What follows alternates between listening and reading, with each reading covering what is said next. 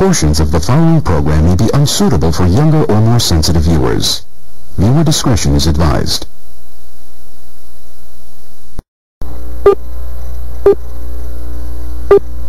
Remember, the enemy has only images and illusions, behind which he hides his true motives. Destroy the image, and you will break the enemy.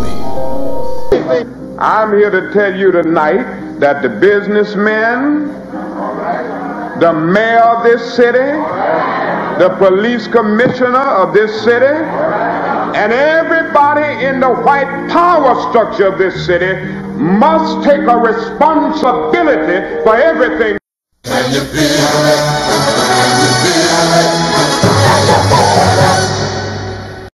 Luther and I, and everyone in this arena tonight, are unified by the same great American values. We're proud of our country.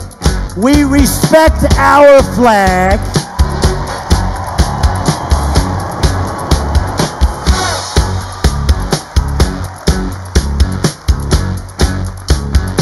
Wouldn't you love to see one of these NFL owners, when somebody disrespects our flag, to say, get that son of off the field right now, out, he's fired. He's fired! Race is when you use your power and influence to subject people into inferiority. Utterances can't be racist. Look around you, man. They own this shit. They own this couch you sitting on, them shoes you got on your feet, this building, this school, this country, you. We're behind enemy lines, dog. So you must first of all remember that this system was not originally designed with black people in mind. Right on. And it definitely was not prepared for black people to, in the end, begin to demand their rights and an equal share in this country which they died for. Right on. Hey, and we definitely are not going back to Africa. In the church, we used to sing the song, "Good news, the chariot is coming." While you sit here today, knowing that you have come to hear good news, you must realize in advance what good news for you might be bad news for somebody else. What good news for the sheep might be bad news for the wolf. They say, oh, things are getting so much better for you. In 1849, it was hitting blacks on the head 100 times a day. In 1990, they hit them 48 times a day. Isn't it better? Oh, it's got to be better. You're saying 52 blows. The only purpose of most black Americans on earth today is to destroy. I think that's noble. Italians love Italians. When Irish love Irish. But when a nigga loves a nigga, it's an unpardonable sin. They have blood in their hands. When we say they have blood in their hands, we are not saying him, George Bezos, went and killed. But white people colonized us. They dispersed us. They enslaved our people. They sucked our economy dry. They are still sucking it dry even today. That's white people. Tony Blair, George Bush, Napoleon Bonaparte, Leopold, Adolf Hitler, Benjamin Netanyahu.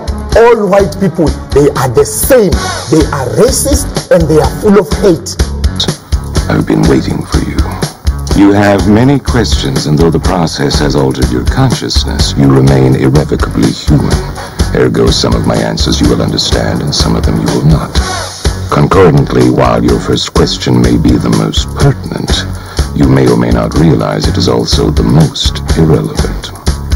Why am I here? Our world is coming crumbling down. The coons are coming. You have to understand that white America has an uncanny way of making the victim the victimizer. Excuse me, master, for putting my head in the way of your club. Not that your club is brutalizing my head and putting hickeys on it. My head got in the way of your free swing and broke your shiny stick, and I want to apologize for that. Your life is the sum of a remainder of an unbalanced equation inherent to the programming of the Matrix. You are the eventuality of an anomaly which, despite my sincerest efforts, I have been unable to eliminate from what is otherwise a harmony of mathematical precision. While it remains a burden assiduously avoided, it is not unexpected and thus not beyond a measure of control. which has led you inexorably here. There are more connections in the human body than there are stars in the galaxy. We possess a gigantic network of information to which we have almost no access.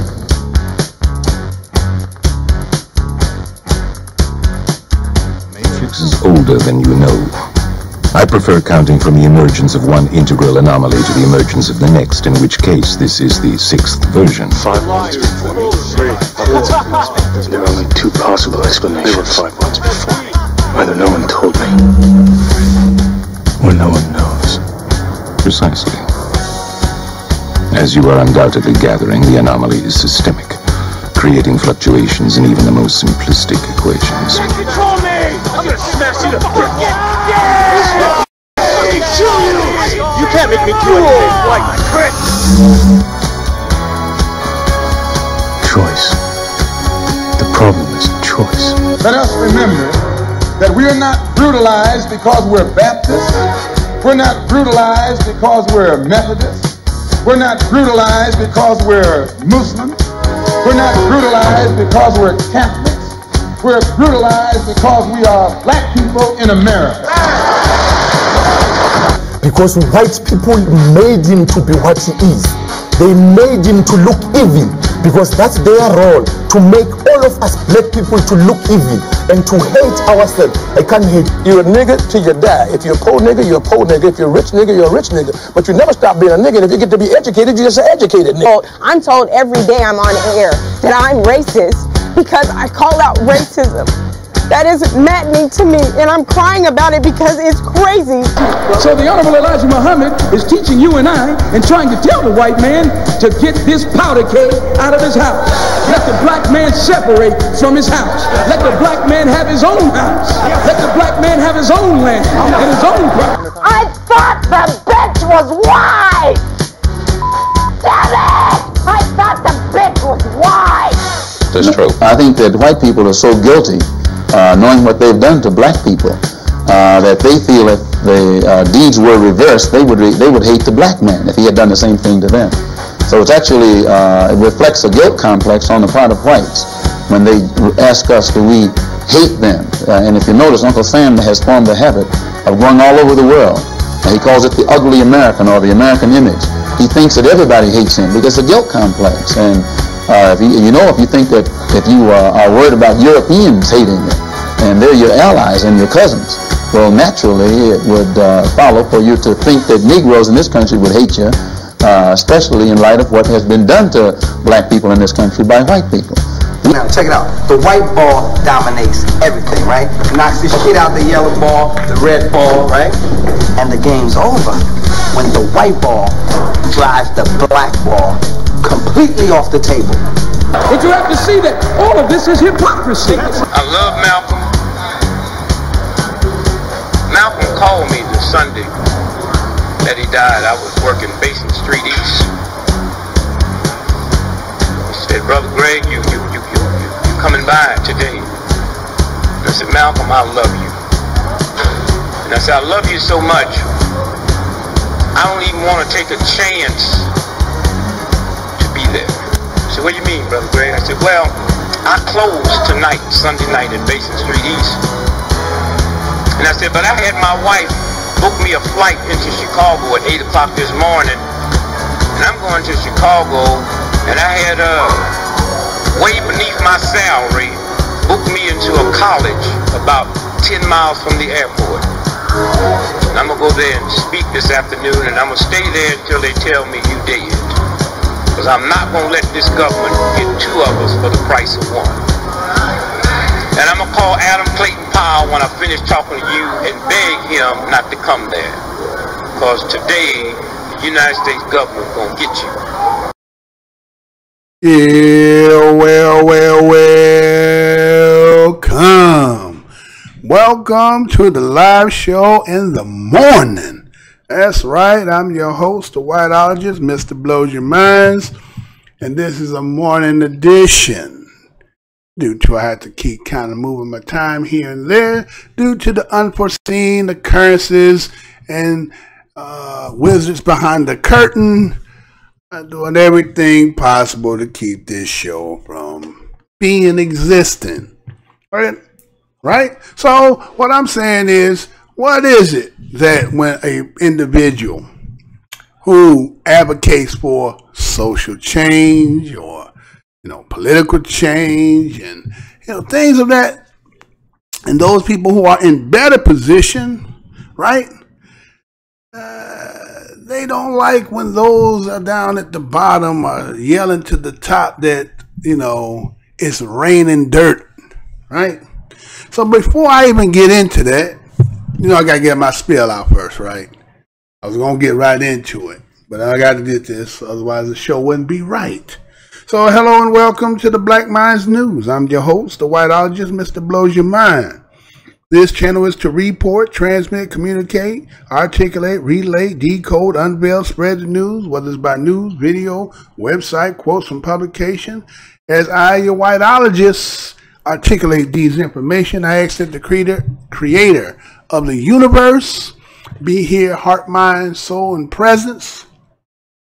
And as a descendant of the greatest people who created this place that we call the United States, they call it the greatest land that is in the world.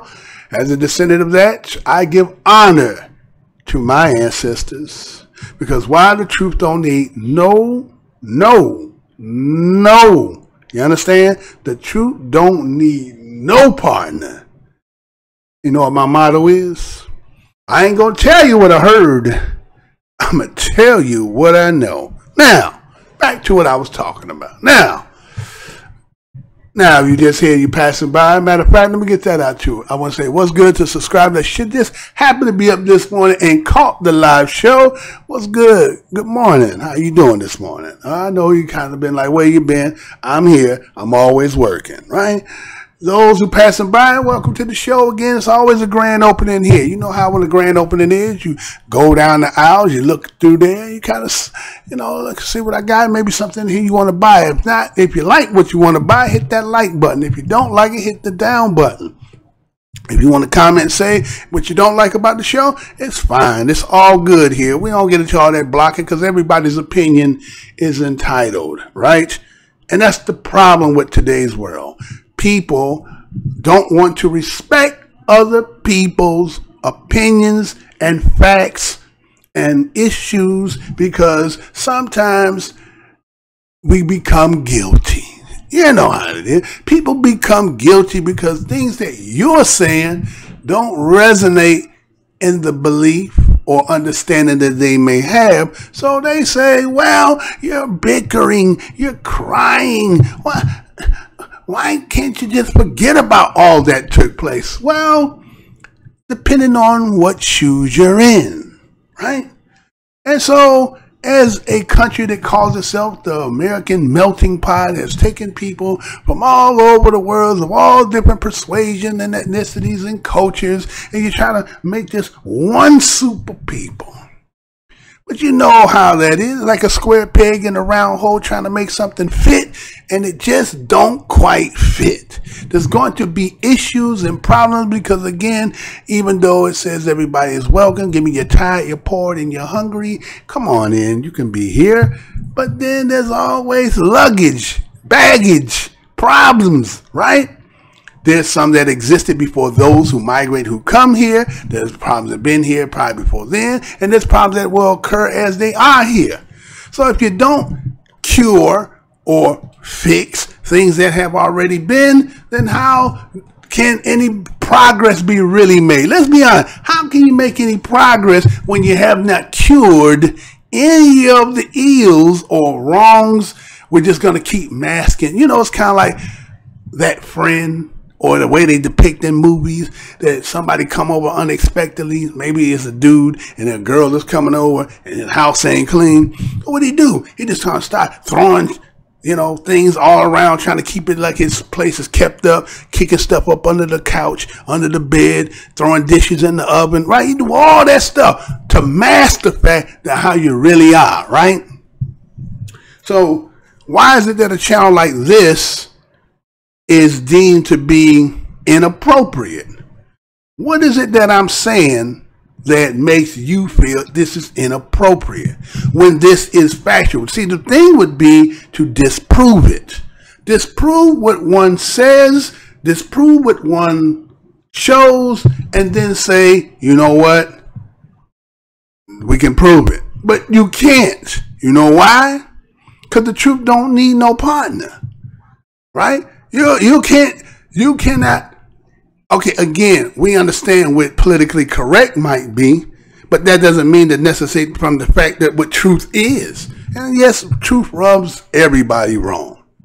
Even I would be rubbed by truth. So everybody's acceptable, right, to it. Everybody can succumb to it.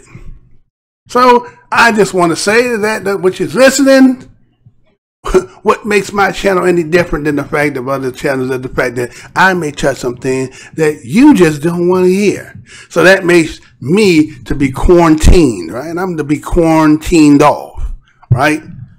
Okay, well, teach his own. But again, everybody has their day. Everybody has their, expiration time. And then you have to be accountable for all that you did. And you won't be able to hide behind the fact that it's just my job. Okay, it's just your job. Sure, you're trying to cure the ills, but we'll find out as we go on. So again, let's get into some of this for today. This early morning version. That's not really a normal show that I would do, but I had to do something because again, I'm fighting going against the grain. I'm a trout trying to get upstream to get to the good. So again, let's see. Well, as I'm talking about some of the stuff I just said, again, what is social engineering, right? What is social engineering? If you try to look up that word social engineer, they're going to always give you these different variations to it. They're not going to say directly, they'll say, well, there's political science in it. There's social security, there's security, right? What is this social engineering? Why can't you just say what social engineering is? Because maybe it's for the simple fact that you don't want to really reveal that there's a hidden science that people are being acclimated, like a magician let's say a magician or a wizard, putting a spell, doing a magic trick right in front of your eyes, and you can't see it, so you can't detect it. So, let me give you an example. Let's say, right? Let me give you this video first, and then we'll come back and let me start. The theme will be social engineering. So let's go and see what happens here. Let me see if I got something here so we get it all. Let's see what happens. New details on a DUI arrest. Let's see, because again, the way they did it lately is I got to get permission. All right, so let's see if I can get it out of here and get it on. Let's see, y'all. 1, 2, 3, let's get it. Hold on. Look at that already, huh?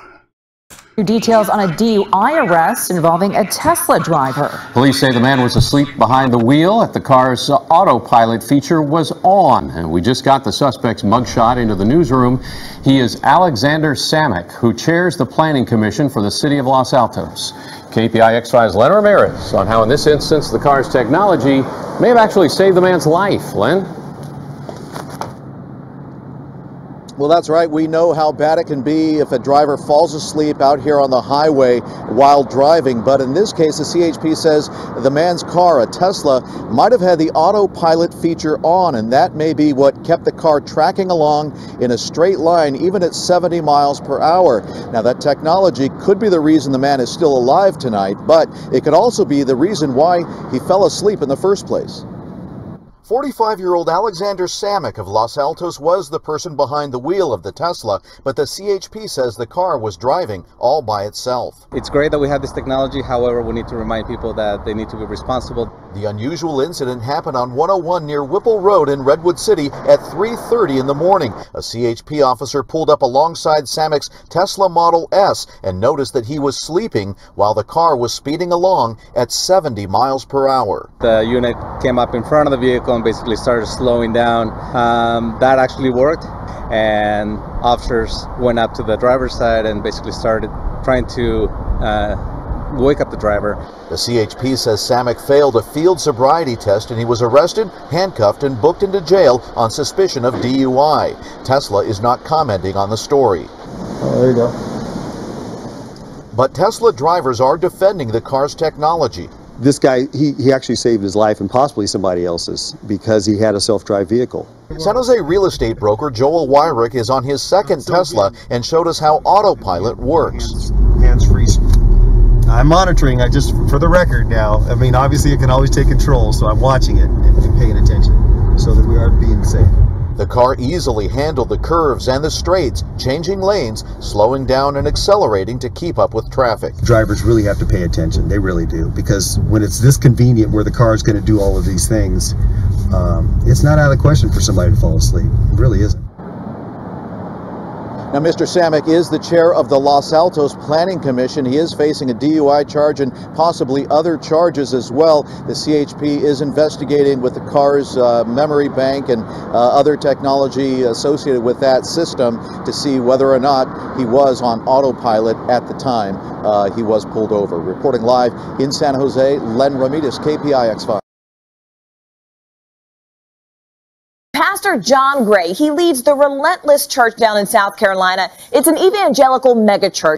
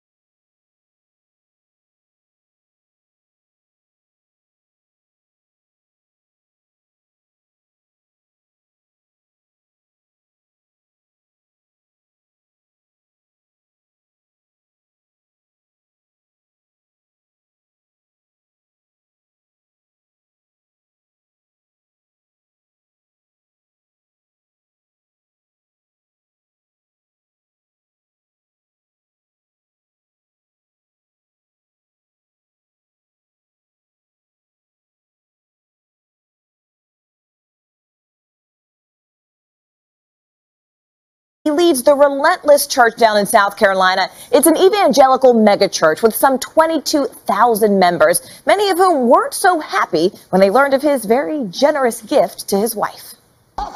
This morning, outrage at the pulpit. Get that in your spirit.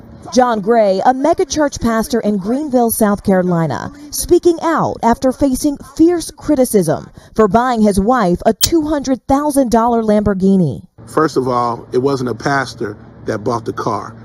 It was a husband that bought the car. And I won't ask permission from anybody to do it. Video surfaced this week of the pastor presenting the car to his wife in celebration of their 8-year wedding anniversary. But the image was soon taken down after response to the pastor went viral. People will forego rent, bills, food, etc. to keep lining these grifters' pockets. People are stupid to give their money to these megachurch pastors who turn around and buy mansions, planes, and fancy cars. But Gray's wife rushed to his defense, writing on Instagram, "I don't see anyone screaming about how basketball players drive what they do while you paying money to see them play." Plus, Gray says it was a private gift paid for with private funds, so what's the big deal? What should concern people is, did this man use any money from the church to do this? And the answer is no. Gray says the money comes from his book deals and from his reality TV show, The Book of John Gray, on the Oprah Winfrey Network. Gray is a former associate pastor at Joel Osteen's mega church in Houston. Osteen, who lives in a $10 million mansion, famous for preaching the gospel of prosperity. Gray echoing that message, saying he deserves everything he's got. And my best life is seeing my wife happy.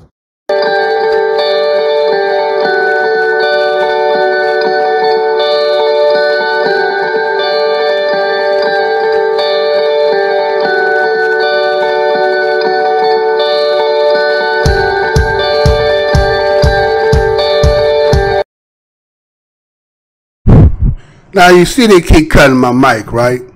Don't want me saying what I'm saying. I don't understand. What am I saying that is not worthy to be heard? I mean, it's ridiculous, man. So if y'all really think about free speech in this country, you're really fooling yourself. Because again, they want to suppress what is being stated. Now again, I'm not sure what part of you heard of the Tesla story, right? I'm not sure. I might have to go back and review the video later. But again, if it seems that I'm not talking that period of time, like I got cut off, it's not me, y'all. This, again, let me tell you for those who are just coming by.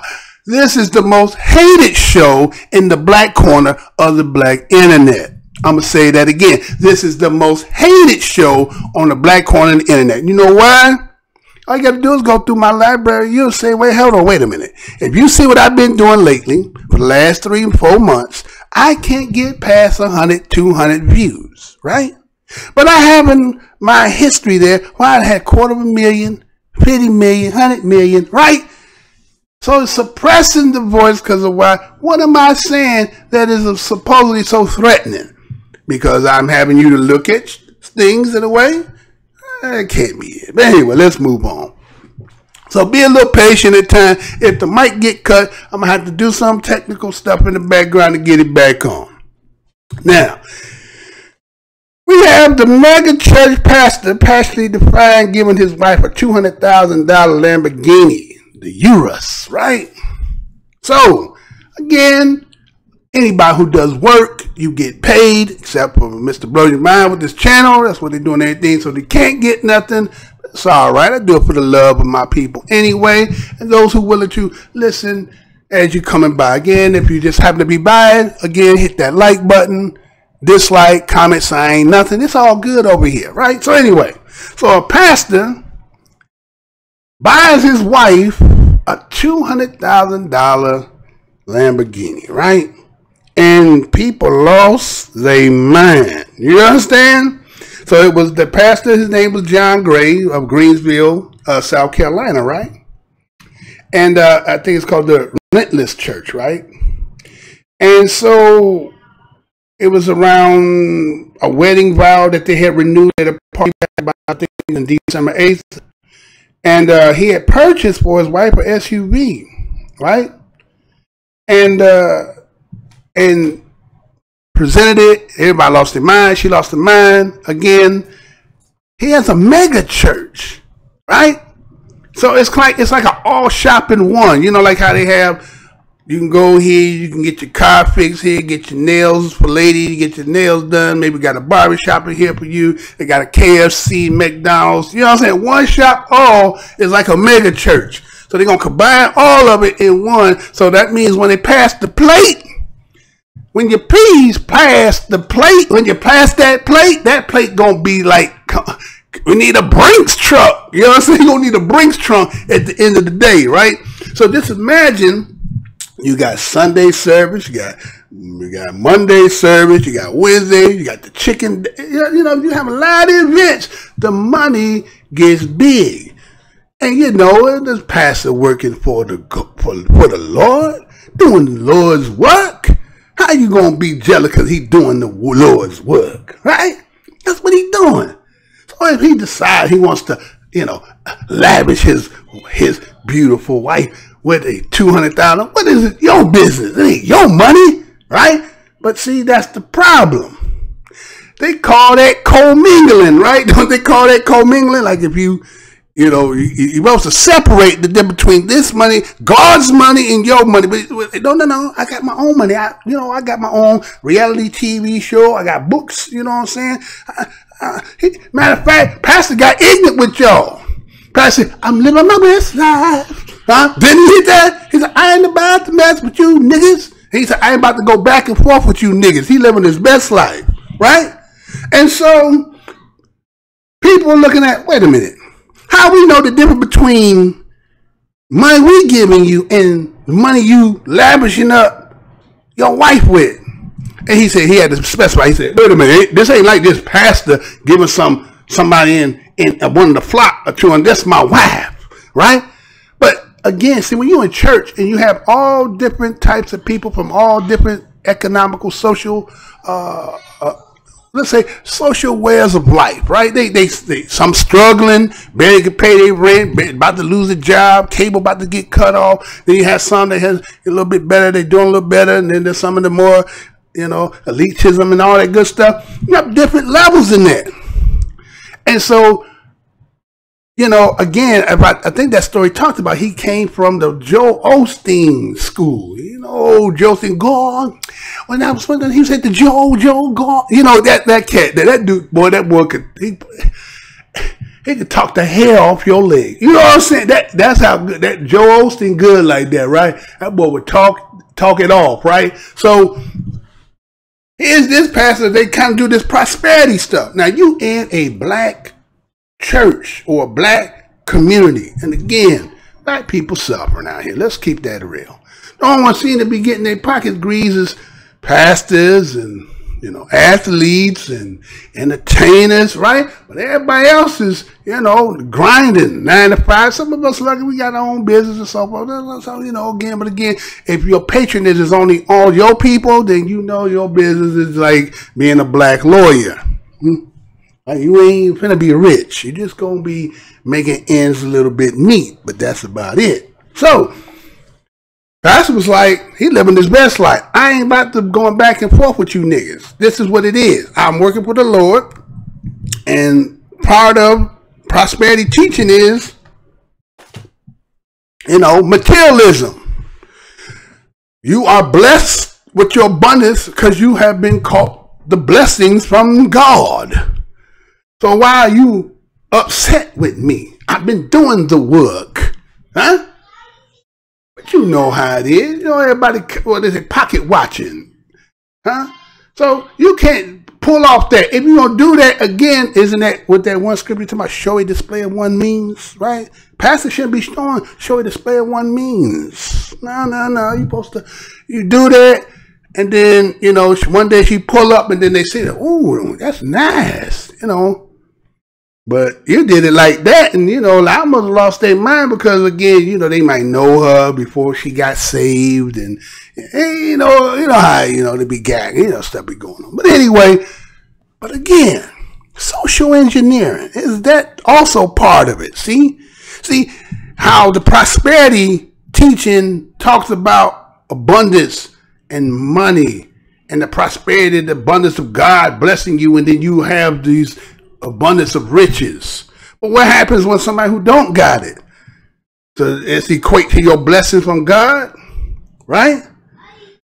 So that's programming you that materialisms equate to your blessings with God. So then I guess that's why some people's theology teach that when we went through as our ancestors, as we are the descendants of that the reason they were in there is because they lost their blessings and they were cursed. And some people even still teach that to this day, right? But I guess as time goes on and as we live, and then as we all, have that, what they call it, the inevitable, right? The inevitable will happen to every one of us, right? That's when we probably will find out the truth. Till then, we have to go along with the program. And the program is that. And that's been the biggest proponent of programming, right? So let's move on and find what else they got into this theme that I'm talking about, right? So let's see here. Let's say, matter of fact, again, as we're talking about materialisms, right? So they did a little social experiment the other day, right? I happened to be walking by. Oh, shit, really? That's what they doing, huh? So let me show you what this is and come right back. Check this out. Check this out. I'll be right back. Now, with an exclusive look behind the scenes of that social experiment you may have seen, it's the Pay Less prank, seeing whether people would pay more for something that costs a lot less based on a brand name. ABC's Adrian Bankert is here with this story. Hey, Adrian. Yeah, this was a sharp move. This was very compelling. Payless hired an ad agency to bring together Los Angeles fashion influencers to see if they would buy their very affordable shoes if they thought they were from a high-end brand. Watch. Watch these fashion lovers in a mad dash to go after these sleek-looking shoes. Very, European, very, upscale. For me to experience this as an Italian designer is amazing. I could definitely wear this to like a Met Gala dinner. They're willing to pay top dollar. I would pay $400, $500. Yeah, people are gonna be like, where'd you get those? Those are amazing. The only problem, this posh shoe boutique, Palessi, welcome to Palessi, doesn't exist. It's really a provocative social experiment by discount shoemaker Payless. We built a fake luxury store, filled it with avant-garde sculptures and displays. We even hired a full team of sales associates. Then we filled all the shelves with Payless shoes. This was a record-opening store for all of Payless history. Turns out it was so convincing that these online fashion influencers were sold on the craftsmanship and looks of these hot shoes. They're elegant, sophisticated. I just think it's so classy. And were shocked when they learned that shoes they would pay as much as $645 for, like these, were really just $35. These are actually from Payless. You've got to be kidding me. Shut up. Are you serious? The unsuspecting shoppers received full refunds plus got the shoes for free. Payless tells us they simply wanted to change people's perceptions about what luxury should cost.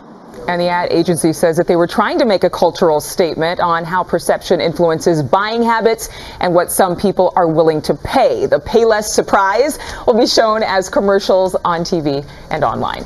Brilliant. Good advertising. Really smart. Yeah. We shopped at Payless as kids. I mean, I'm one of 7, so my mom was like, get yourself in there and pick out something for $6.99. They've been around since 1956, so they're still schooling us a little bit. Yeah, it's a good education. All right, thanks. Well, hey there, GMA fans. Robin Roberts here. Thanks for checking out our YouTube channel. Lots of great stuff here. So go on, click the subscribe button right over here to get more of awesome videos and content from GMA every day, anytime. We thank you for watching, and we'll see you in the morning on GMA. All right.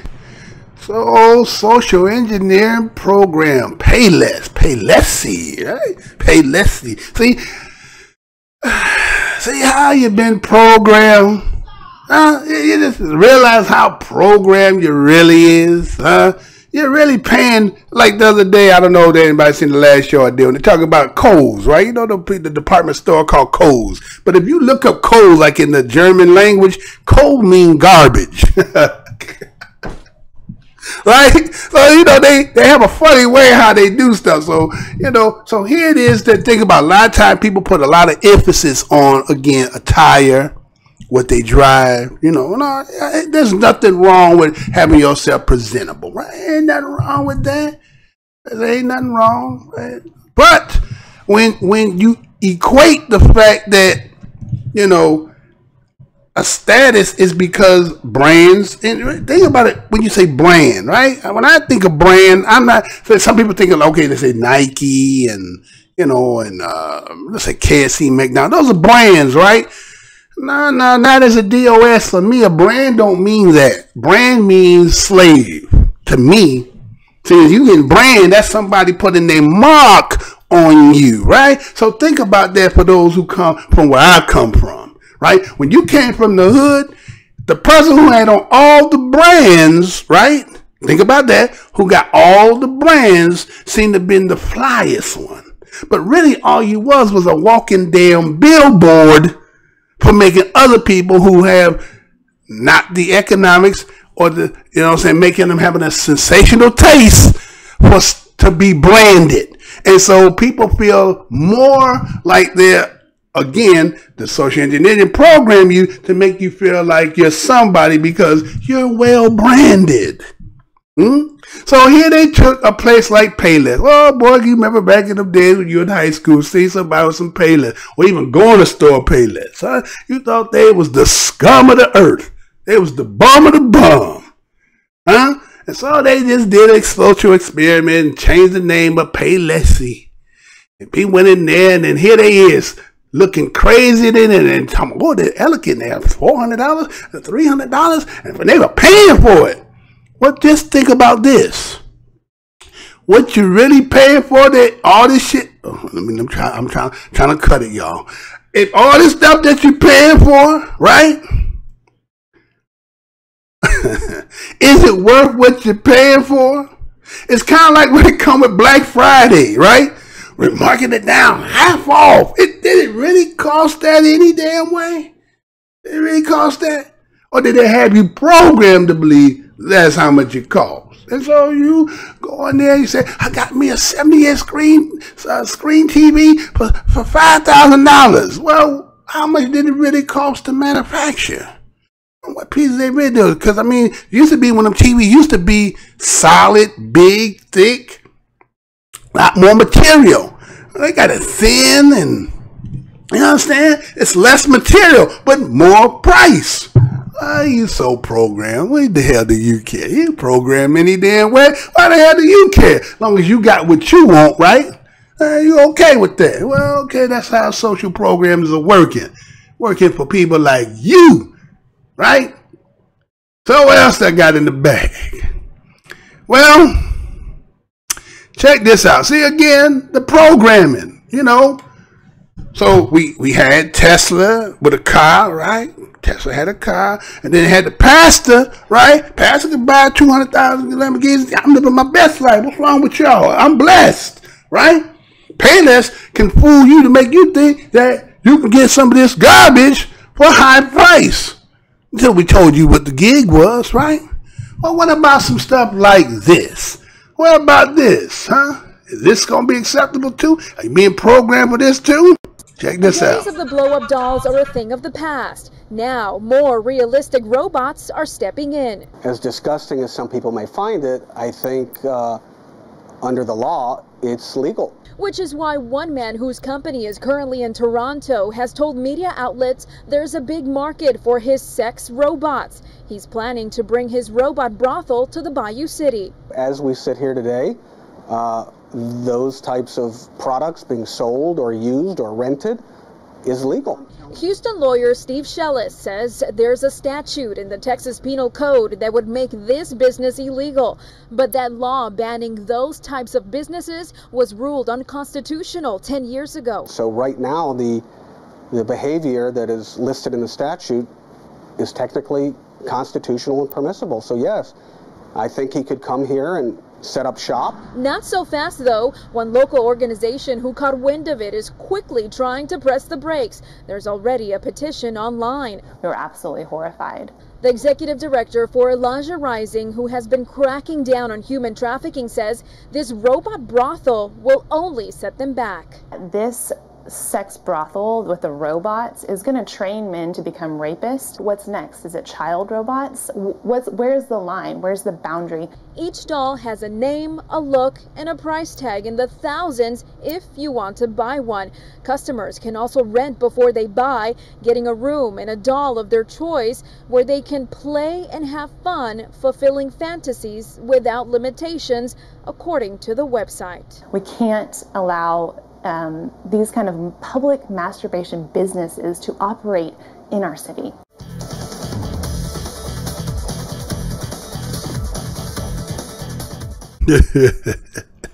You could rent one and go in the back room with it. What? What the?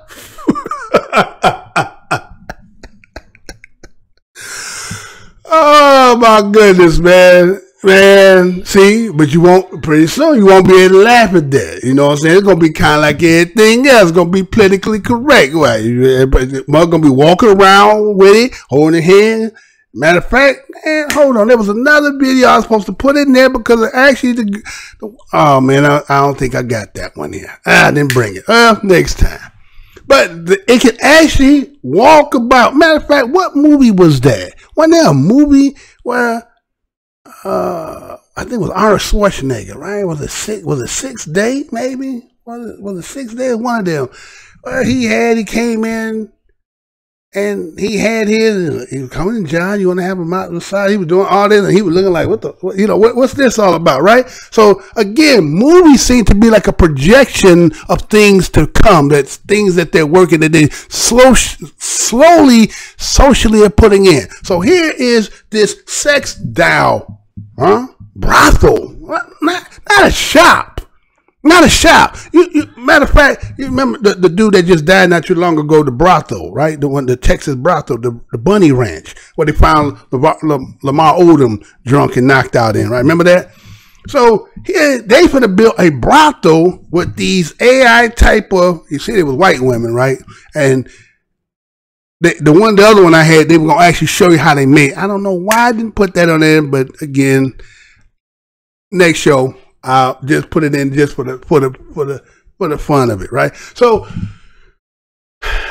all right. So they got a brothel or this place where men gonna come in and you're gonna copulate with these.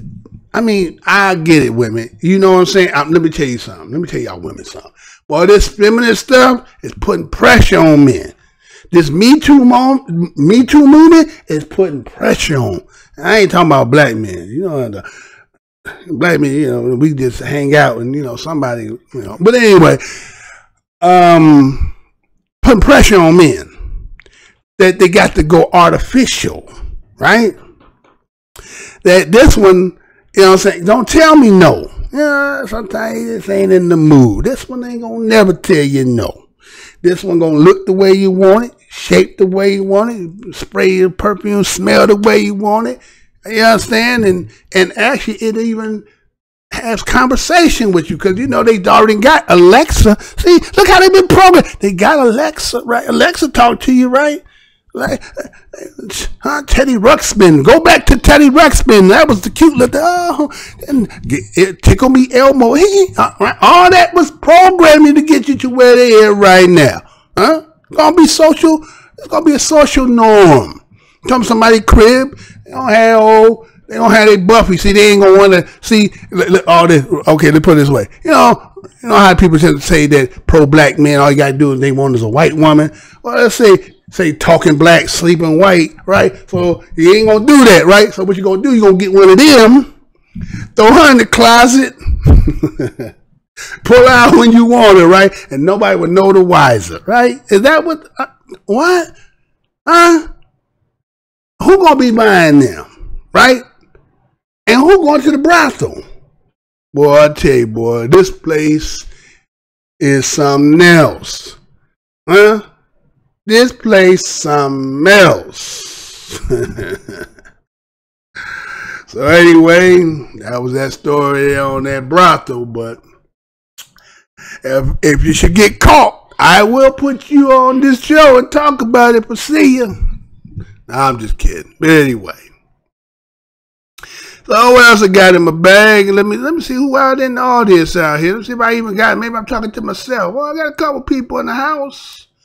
Good morning to y'all. Somebody else just popped in. Oh, I got Angela Barron.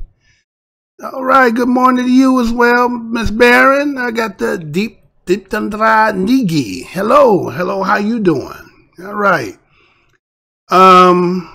See what else I got in my bag for y'all. Hit that like button if you pass it by. Hit that thumbs down if you want to. You know, we try to promote this show. I'm trying to get out this corner. That's why I'm up on early this morning. I'm off, so I'm going to go ahead and get in. So check this out. I got this, right? Let's see what about this? Again, remember I'm talking about how this social programming going on, right? You know how people out here acting crazy, people doing stuff because, again, it's kind of the social norms, right? I think everybody kind of seen this one, right? Let me play this, and I'll come back on here. Let me make sure everything good, looks good, and let's get it.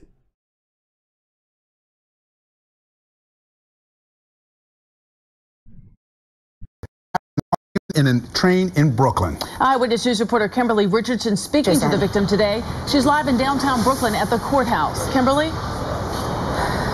Well, Sade, the suspect did appear in court here today, and she was released. That's what worries Michelle Tung the most. In an exclusive interview, she tells me she's terrified she will once again come face to face with her attacker. She has to ride the D train each and every day in order to get to school and work. What's also troubling is that police say back in June, this same suspect lashed out at two other people on the very same train, sprayed mace at them. Police say she is known to them, that she often rides the train. Michelle is convinced that the suspect will strike again.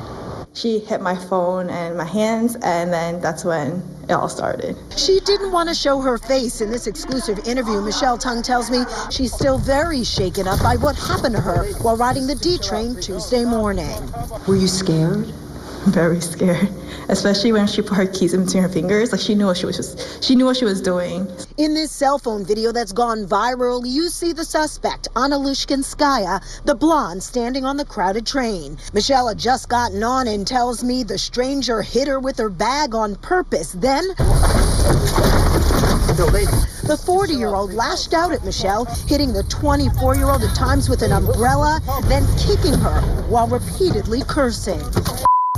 I'm lucky that she didn't have anything like weapons on her, like knife, gun, because it could have got a lot worse. And I'm lucky that people were on the train who were helping, especially the first Asian guy who stood in front of me. Michelle tells me she felt trapped, and to make matters worse, the train was inching along because of signal problems. Even if I moved away, the next person who would have stood there would have got harassed or assaulted by her. When someone on the train tried to defuse the tense situation, the suspect spit on him and then yelled a racial slur at Michelle. You can say all you want, but I know where I came from and I'm proud of it. Like, I'm proud of my heritage. When the train finally pulled into the station, police were there and arrested the suspect. Like, if I see someone like somewhat crazy or even coming near me, like if I see someone with blonde hair, I'm moving away. Now, this suspect is now charged with, among other things, assault, menacing, and harassment. Coming up at 6, what Michelle thinks, her read of the suspect.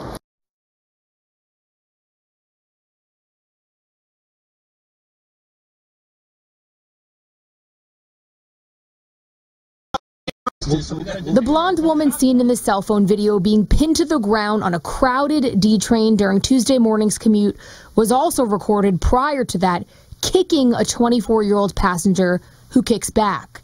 Then the 40-year-old swings an umbrella at her with a keychain in hand, which police say cut the victim's face. What are you doing? The NYPD says this started after the two women bumped into each other. At one point, the blonde woman allegedly yells racial slurs. During the encounter, some tried to step in. Others took a step back or recorded it on their phones. A Good Samaritan restrained the woman, Anna Lushkinskaya, and held her at the 36th Street station until officers arrived, charging her with felony assault. Retired NYPD Sergeant Joe Jackalone commends the man's action. I never recommend, and that's what the police are for, but in a desperate situation, they have to do what they have to do. While crime is down citywide, the NYPD says transit crime is up 2.5% compared to this time last year, with assaults up 4.8% and robberies up 7.6%. Just this week, police say a stranger pushed a 29-year-old woman onto the subway tracks at Union Square Station. Investigators also released a photo of this man who was caught on subway surveillance punching a stranger in the Bronx. And police are still looking for this suspect in another unprovoked attack of a 20-year-old on a platform in the Rockaways. Now, the victim and the Good Samaritan seen in that surveillance video, we're told they walked away with cuts and scratches and are going to be okay. And the attack that happened here, well, passerby saved that woman off the tracks. We're told she was taken to the hospital with minor injuries. We're live in Union Square. Jenna DeAngelis, CBS 2 News. Okay, Jenna, thank you.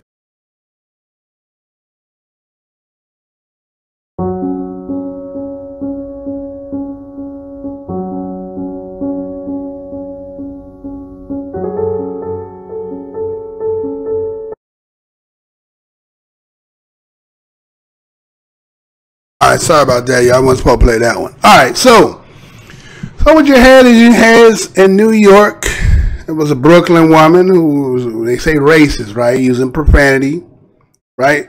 Laced tirade. She had a laced tirade, right? And then it goes on talking about this. They charged her with a felony assault after she struck a passenger, right? That's what the authorities had said. Her name was Anna. I'm going to say it this way. Lush Chinkaya. Lush. Lush, right? Lush. Chin. She should have got some sweet chin music, right? Hey, you know why she didn't get no sweet chin music? You know why she didn't get no sweet chin music? You heard that the young lady at the end talking about anybody I see with blonde hair, right? You know what that's representing, right? You know, old blonde hair representing. I know, sister, y'all be trying to put on that blonde hair. And I'm not saying that our people going back in history and on the continent didn't have blonde hair. But when you put on the blonde hair, you know what that's representing, because I bet money. I bet your bottom last dollar that she's not a natural, if there's a such thing is one, right? So she was saying, but they did, again, silently, nobody wanted to say it, right?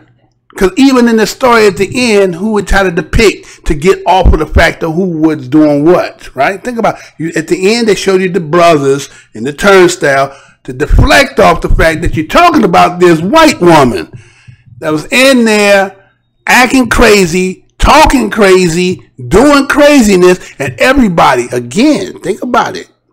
Everybody was at a standstill. They didn't know what to do because, see, again, the social programming. Huh? You ain't supposed to look in the eye. Keep your eye down, right? Don't talk back. Take it and accept it. Turn the other cheek, right? No, at all costs. She can hit you, slap you, punch you. Just let the authorities do their job, right? But somebody came and apprehended and held it down, right? You know, depending. You know, could have turned. I've seen situations where somebody do that, and again, it looked like he was a brother that was doing that, right? You know, I don't know you're supposed to be doing all that, but he did it anyway. And so it was this Lush Chinkaya. It was, you know, again, what's swelling up in people of this lashing out of this hatred is due to the simple fact that it will be later on revealed in the show about, again, the losing of social standing, the seeing of other ethnicities making moves to get themselves in position. So that means that the bottom of this other, let's say the bottom of the Caucasian race, right? Let's say if we're going to bring these into nations. Let's say you got your black nation, you got your Hispanic nation, you got your Chinese nation, and you got your white nation, right? So if everybody's going to start doing self-preservation, right? Let's say because of what's all happening, everybody trying to make it so self-preservation is number one for preserving yours and yours, okay? So that means that everybody in their nation will be trying to, you know, suffice and build and try to work and use the economics and keep the money circulating so that everybody can grow. Okay, you're going to have your elite in your group and you're going to have your bottom in your group. Well, that happens to this white group. If everybody else, if the black groups get itself together and it start formulating and building and thriving and doing this thing and trying to, you know, be self-sufficient and independent, guess what? Bottom white, you're going to be bottom white. You can't have bottom black, or you can't be not equivalent with those in the middle of the black and that, because again, they're going to be in their own thing, doing their own thing, building their own thing. So that means you have to be over here and be that. And I think this is where a lot of them is getting angry at, y'all. Huh? Think about that. If that's where this is going, people are trying, you know what I'm saying, position, getting themselves to be about self and taking care of theirs, then that means that you know that your people, as greedy as they want to be, won't throw no breadcrumbs to you because they won't have to now, because everybody be doing what they got to do. And people are getting angry, and that's probably why all this opioid and them taking them things and killing themselves off, because they see the future for them. If they not part of that, you know, that class of the whites, or what they really call, and not please pass the jelly part, you know, please pass the jelly, the old hick that was at the table with the, when those won't be able to get to the table now. So they starting to lash out. And again, tirade, racist, told the girl, you know, she, all this stuff, and the girl's like, well, what'd she say? She's, what's that place? I forgot what she said she from. She said she from somewhere, but kind of like on the islands, right? Kind of a Spanish island, right? And so that's why you heard her say, well, I'm proud of my heritage, right? Okay, of course. But it's like these people here that don't got much left other than the fact to say that they are on the team are doing a lot of lashing out. And due to the fact that you got used by your people, so you never got a chance to really gain that you probably could have gained due to the simple fact you was wasting so much time hating. Yeah, you know, that's just the way it goes, right? It's the way it is. That's the name of the game.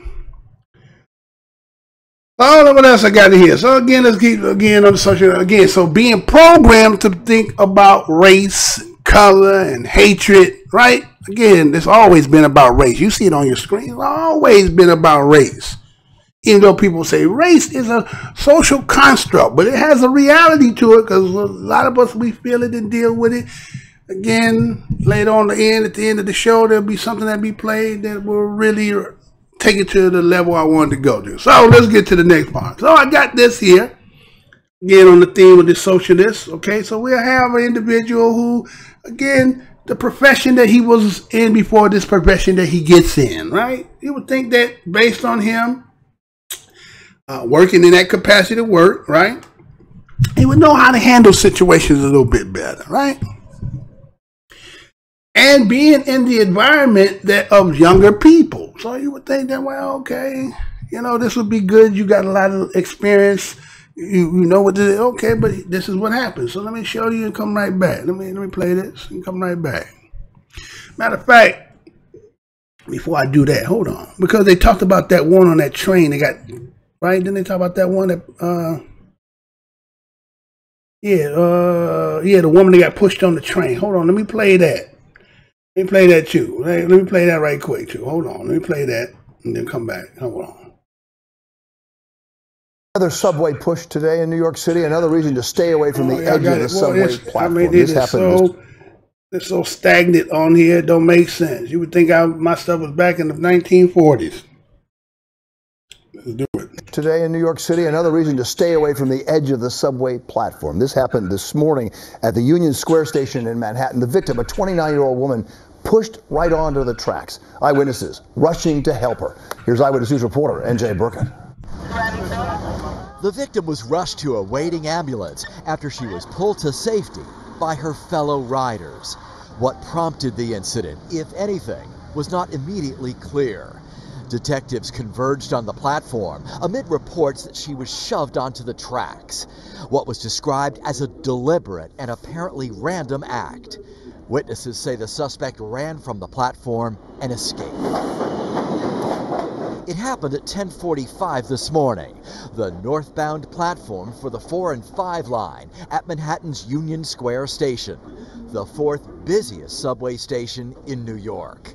Rayhan Yurtsev once had her own close call. I was standing here and someone kind of pushed me, and I was like not falling, but I was like it could happen. Maybe I could fall and then a train could come or whatever. So sometimes, yeah, you think about stuff like this. More than 900 people end up on the city's subway tracks every year, but getting shoved onto the tracks is rare. Shanna Sertima says it's something she thinks about. All the time, because you don't know what's going through people's mind. They can just push you and you fall over and the train is coming. So I think about it often. And I try to think of like strategies, what I would do if that happens to me. The suspect was described as an African American with a heavy build, wearing a gray hooded sweatshirt, a black jacket, dark pants, and dark shoes. The victim is 29 years old, but her identity could not be confirmed late this afternoon. Treated here at Bellevue Hospital for mostly minor injuries. All right. So there's that story they were talking about where they want to push it on the track. We're going to find there's an African American that's doing the pushing, right? So we don't really know what that's all about. Was it an episode, right? Bellevue, I thought Bellevue used to be back in the days talking about that was a crazy hospital, right? Well, now they're just treating people, huh?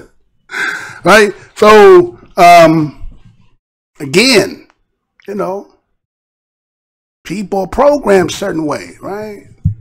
Social norms, and again, about this social engineering that people, again, with race and all that stuff, you know, hey, it is what it is. But, you know,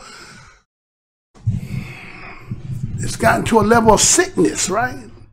It's way out of hand. Right? For one particular side of the equation have garnered it through its historical encounter. Do they get a pass? I don't say they get a pass, but it's more, there's a reason, there's a cause and effect for it. Now the other side, we don't know what your reason it is. What's your problem? See, it's kind of like saying, well, you know what done happened, you say historically, and then all of a sudden now, it's like, well, that was back then. Well, wait a minute, you never cured that. And these people still are, you know, not all, but a lot of people still, you know, are carrying that because then they say that the trauma can be passed down, you know, genetically passed down, passed on, passed down, passed down. So a lot of people carrying shit, right? Carrying it, right? And then you got another side of people who seem to be like, feel like they losing something and they anger. So all this shit is bubbling up. Air was festering everywhere, right? It's festering, man, right? And the people who could have quelled it or cooled it down, right? Put a lid on it, wasn't in their interest to do that, right? Show I'm gonna do. Hopefully I do it later, because every time I tell them I'm gonna come on next, there's something end up coming, and either I can't get on. Yeah, so I don't want to say what I do, but then when I come, because they talked about something the other day, they talked about how the hatred that done happened in this country started because of what happened in 2016 when the Russians were targeting black people, and this is where get the fuck out of here with that shit. This shit has been here, man. See, they finna get me on my, they finna get on my soapbox. I'm trying not to do it. Trying not to do it. See, that's some bullshit. You don't talk about some, well, you know, since the Russians came in here and they came in social media and they was gathering up and getting Black Lives Matter, and they was getting you gathered up and getting you hate. No. Don't blame it on them. Don't blame it on them. This is your own doing. They just using that because they know that's the button they can push. See, the problem is you won't deal with it. And so you see sediments of it everywhere sprouting its head. People don't know how to contain it anymore. Now the cat is out the bag. You ain't gonna never be able to put this genie back in the bottle the way you want to, even if you try to cut the head off the snake. You get what I'm saying? And they're trying to cut the head off the snake. And if you cut the head off the snake, will the body follow? I don't think that body gonna follow it the way you think it gonna do. So I'm just saying, hey people, my people, my persuading people like myself, hey, y'all watching what's going on? Are you really watching what's going on? All right, Moving on. You seeing it out here, right? So here was the one I was gonna say before I showed that, which is again it's a short story. It's like again, you know, somebody in the profession, you should know better, but you know, again, hate is hate.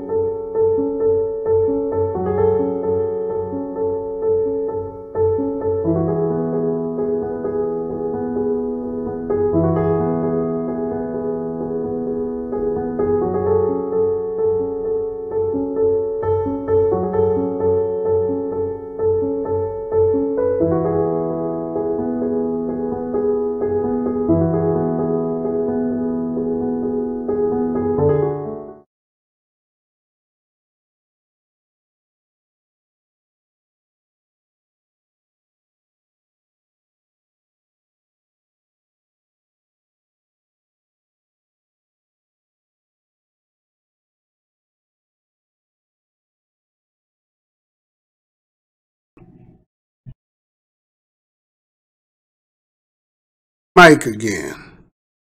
All right, I'm back. Trying to cut my mic again. All right. So we see a young brother that was in the high school, got sent down to the principal office or something like that. He was an ex-police officer, right? See the situation. I don't know what transpired. I did have the story here, but I tried, because I'm coming on in the morning, I'm trying not to do the story burden to doing the video, get in, get out. You want the latest show, you'll get all the reading. Because they don't want kids and stuff. They don't want all that stuff. But anyway, so here was young brother coming there, right? I don't know what the whole scenario was about him going up and choose the principal office. But this ex-police officer who now works for the school is, you know, whether he's a security guard or something like that in that capacity of work. And, you know, again, if something is merited, I'm never going to be sitting here trying to advocate when I believe, when it's just, again, the truth don't need no partner. When it is what it is, there's nothing to defend it, right? You don't got to defend nothing. What's obvious, you know, I know that, you know, you get a lawyer, you try to defend it when you're as guilty, and he'll go out there and try to fight it because that's what he do. He a lawyer, so he'll do it, right? So, in this case, right, you would think somebody who worked in the capacity of already knowing about arresting, right, convictions, you know, and the whole law, you know, in a school scenario, you would know how to deal with situations a little bit better. You know what I'm saying? First of all, you learn there's a communication level, right, as an adult to a child. And I get in this day and age, again, the social programming about parents can't rear, can't corporal punish and all that stuff. So, you know, you're making them wild bunches, right? We ain't used to getting that ass smacked, right? We ain't used to getting the ass smacked. You don't know that you know, am I for abuse? I'm not saying abuse. What I'm saying is sometimes, again, let's just take it again, the biggest social program. Spoil the child, spare the rod, spoil the child, right? So if you spare the rod, you spoil the child. Now, we got that from the book, right?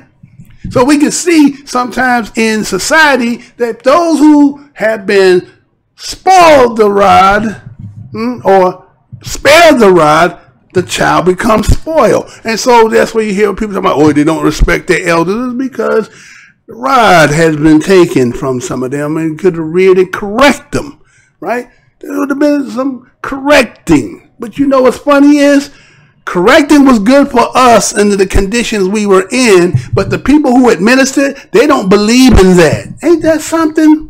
Think about that. When you look back in history, they would beat the shit out of us, man nor woman, nor any child, right? But when it come on them, that's abuse. That's inhumane. Right? So what do you think we're doing on the other side? Oh, I forget it. Oh, because you were not considered really a human. Well, humans start from where we came from, right?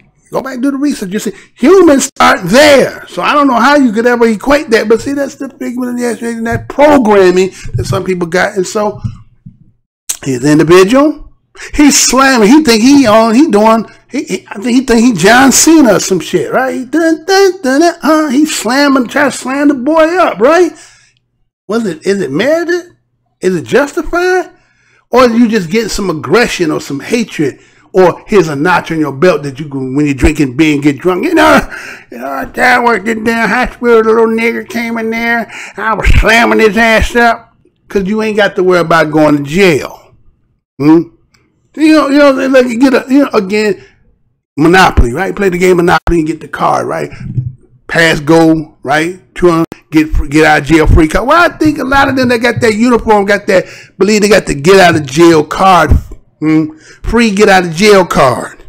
So sometimes they be like, well, I don't like this motherfucker anyway. I'm gonna get a couple punches in, slam you up, and guess what? I don't have to worry about getting locked up.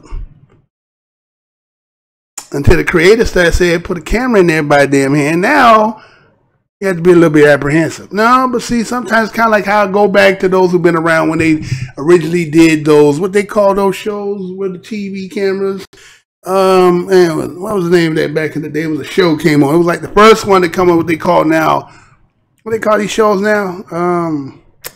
Housewives and all that. But there used to be a term. I can't think of it right off the top. Yeah, this morning I ain't eat breakfast yet, y'all.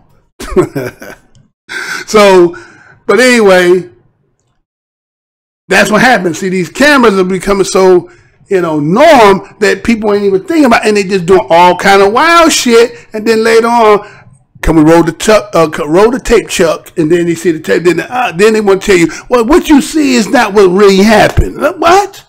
What do you mean? Or remember when we did with Rodney King, right? Remember we showed you Rodney King getting his ass beat like that? And then we told the public, you know what? What you see that's not what no. That's not what really happened. Yeah, you seen us whooping him, but you didn't see what made us whoop him. You didn't get to see what made us do it. Right? So that's gonna be his defense. You didn't see what made me slam the young man up like that. Huh? No, because we can't get inside the crevice of your damn mind and your heart. That's what we can't get. And that's where lies the seed of your hate. Right? That's where it lay at, right? Dormant it up in there and fester the minute you see that melanin, that beautiful melanin come across you, and all of a sudden it festers up that seed. We're gonna move on. Because I gotta eat. So anyway. See who else out here. Let me see who else. Oh, okay, I got a couple people in the house. Oh, I like that. Hit that like button, that dislike if you like what's going on in here. Yeah, Quebec Bag, One Love fan was good too.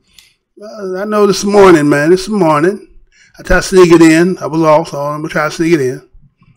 I'm trying to get on again tonight. I got the real show tonight. This is just the morning version because the kids are around, right? All right, so what about this? Right? The real story I had about this opioid, right?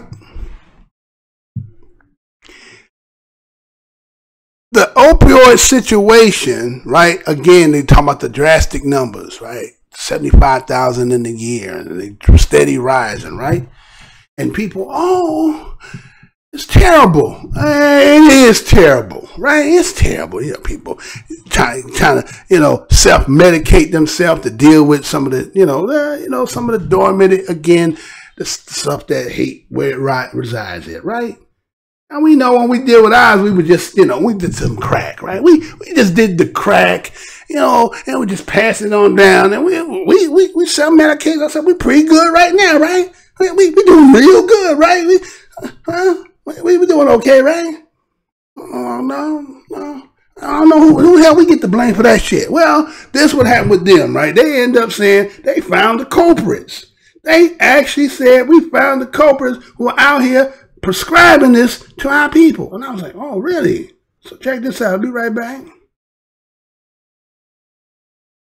To our big story, a $500 million opioid scheme. 6 Metro Detroit doctors charged. The federal indictment saying each of them playing a different role in the crimes. Together, they wrote prescriptions for more than 13 million pills, including Oxycontin, Percocet, and Vicodin. We have Team 7 coverage. Anu Prakash talked to 2 patients, but we begin tonight with Jim Kurtzner live with more on where these doctors are this evening. Jim? 4 of the 6 doctors charged in the case have been here to federal court. 3 have been allowed to go home, but the feds are playing hardball with the alleged mastermind doctor. 3 clinics raided and shut down in Warren and East Point. Now 3 of the doctors are released on unsecured bonds. No money posted. Their terms: no travel outside of the U.S., no contact with each other, no practicing of medicine. The feds say 79-year-old Dr. Rajendra Bothra is the owner, operator, and mastermind of this 5-year-long scheme, and they want him locked up. He has $35 million in personal assets, more than $1 million in the bank in India. The feds have frozen much of that, but say he still has access to $7 million cash. They say this opioid scheme is just as serious as a street drug dealer, with 13 million prescriptions written.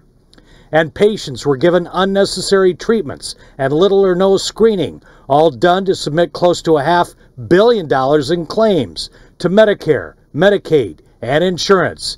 The defense attorney for Dr. Bothra admits he's a wealthy man, but says he didn't make this wealth through the case charged. He says he's lived in the United States for 45 years, worked as a doctor, was the chief surgeon from 1975 to 2001 at Holy Cross Hospital, and should be treated as the other doctors charged, allowed out on bond. Dr. Bothra has turned in his passport, which means he can't travel out of the country. His defense attorney asked for some sort of home confinement, but now late this afternoon, the magistrate says she wants more information and continued this detention hearing next Wednesday. That means Dr. Bothra will be locked up over the next several days. The other 2 doctors in this case will also be here in federal court next week. Live downtown, Jim Kurtzner, 7 Action News. And we'll see what happens come next week. Jim, thank you. Also tonight, we're learning more about some of these doctors from the very patients they treated at a pain clinic in the city of Warren. 7 Action News reporter Anu Prakash continues with our big story coverage with more on what they're saying. Anu? Well, we talked to 2 patients, one from Dr. Bothra, the other of Dr. Russo. Both had different experiences, but both agreed that they'd been seeing some red flags for quite some time. When you go to the doctors, you go to get help. And when you go to that clinic, you just feel like a number. That's how Jane Mathis describes her experience with the pain center in Warren. She'd been there on and off the last 5 years after a car accident. She says she was treated by Dr. Rajendra Bothra, one of 6 doctors now named in a federal indictment. She said a second back injection by him left her in excruciating pain. He totally didn't care. He said, look, I do pain injections. That's what I do. Don't waste my time. Don't waste my money. Mathis says there were other red flags. But then here's a whole host of other things, baclofen and things that you just don't need. He's given me 2 back braces in less than 6 months, 2 knee braces that don't fit. And when I take them back, well, that's what I have, and that's what you just adjust it. Paul Grew of Roseville says seizures led to having brain surgery. He says he was a patient of Dr. Christopher Russo, another doctor named in that federal indictment. He says he tried to reach out to him after he was in severe pain months after surgery. And then I put my foot down and said, I need to speak to the doctor. I'm in so much pain. Is there anything else that we can do from this point on? They said no, and then I called up when I went to go take my script over to Sam's Club, and they said, no, you can't fill this up. We're having problems with that doctor. Grew says he hired an attorney in September and is working on a malpractice suit. He also claims the clinic was billing his insurance and Medicaid. He wants answers and wonders about the other patients too. Find out in court what's going on, because I don't know the whole entire story. I just know what from my standpoint is. Yeah, but I like to know what other people have to say as well too. As for Mathis, well, I hope they're jailed and never allowed to open a practice again. Because there's people who, like me, who really need their services, and we're just mistreated. And then you just throw us away like a number.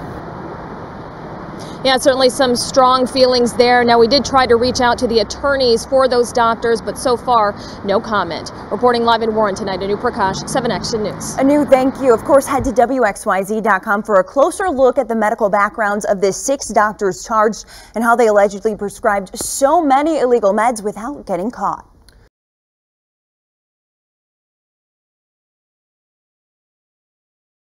Yeah. Did y'all see that picture, the way they did that, though? Now, the mastermind, right? They had the brothers at the front. It's always about race, right? Right? So the culprit that's going to be the face of the opioid epidemic is going to be an Indian with black men, and the pictures were blotted out white. So we don't know who they were. We don't know who they were unless that was a representation of who they probably could have been, right? So, again, right? You know, drugs is big business, right? I think they said the acronym for God is gun, oil, and drugs, right? That's what they say, gun, oil, and drugs.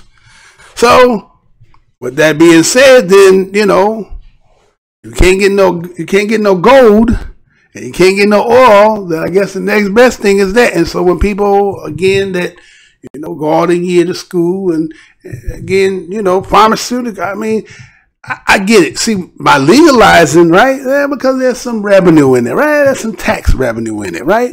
But when it's on the street, it's illegal. It's bad. But boy, we put with a white coat with a stethoscope and you get a piece of paper and with a signature on it, it's legitimate. And boy, let me tell you something. I think I read a book back in the day with Luke, I think it's Lucky Luciano. He said in his next life, he won't come back as a criminal. He'll come back as either a politician or a lawyer. Well, he might as well put a doctor under that too, because they get away with a lot of shit too, right? You know, when you coming up, again, you come from where I come from, you know, you go to the doctor tell you what they gonna give you. But we finally learned out, as time went on now, that you go tell your doctor what you want. And the doctor will prescribe it, right? We remember them commercials come on? Ask your doctor if he would like to have some, you know, them commercials come on, right? And then with the side effects, and they go this, all that side effect stuff, right? So people who get hooked on that knew they could go. And I guess we kind of learned that with Michael Jackson a little bit. Remember when they were talking about Michael Jackson was finding these doctors that could get him, you know, stuff that he was using, right? So we find out that they got places like that. And so you got the money, we write the prescription. So they was in there just, big pimping, They was in there big pimping, pushing it, And so now they put to be the face of that, right? Like we know they always will tell you, black folk can't do what white folk do, right? Because who was the face when they was pumping the crack? Oh, Freeway Ricky Ross. What other face is it? Right? Remember that? It was Freeway Ricky Ross was the face. And when they talk about the crack epidemic, it was Freeway Ricky's face. Where was the other faces at? Okay, so Freeway Ricky had to be the Indian, like in this case, right? Freeway Ricky, no, he couldn't have been. He was kind of like, you know what I'm saying? He got the lick, right? He got the connect. Where was the other faces at? Never knew who they were. Right? And so with they're not knowing them, so there's nobody that our people could take so that we could get some restitution for all the damage that was done to us. No, we okay, right? We all right. Yeah, we don't need none of that, right? We're okay. Moving on. A couple more. Morning edition. Now again, as I'm talking about this theme about this social engineering, right? You know, there's nothing wrong when you're taking a cause, right? When you know, there's nothing like, you know, standing for a cause. It's commendable. It's, oh man, sticking your neck out. You know, you're doing things for the betterment of somebody else who can't do it, right? But you would say, well, what made you really do this? I mean, were you following somebody's instruction, or you thought this was the best idea to do? Well, I had to kind of listen to what she said, right? Well, let me show you this, and I'll be right back. All right, check this out.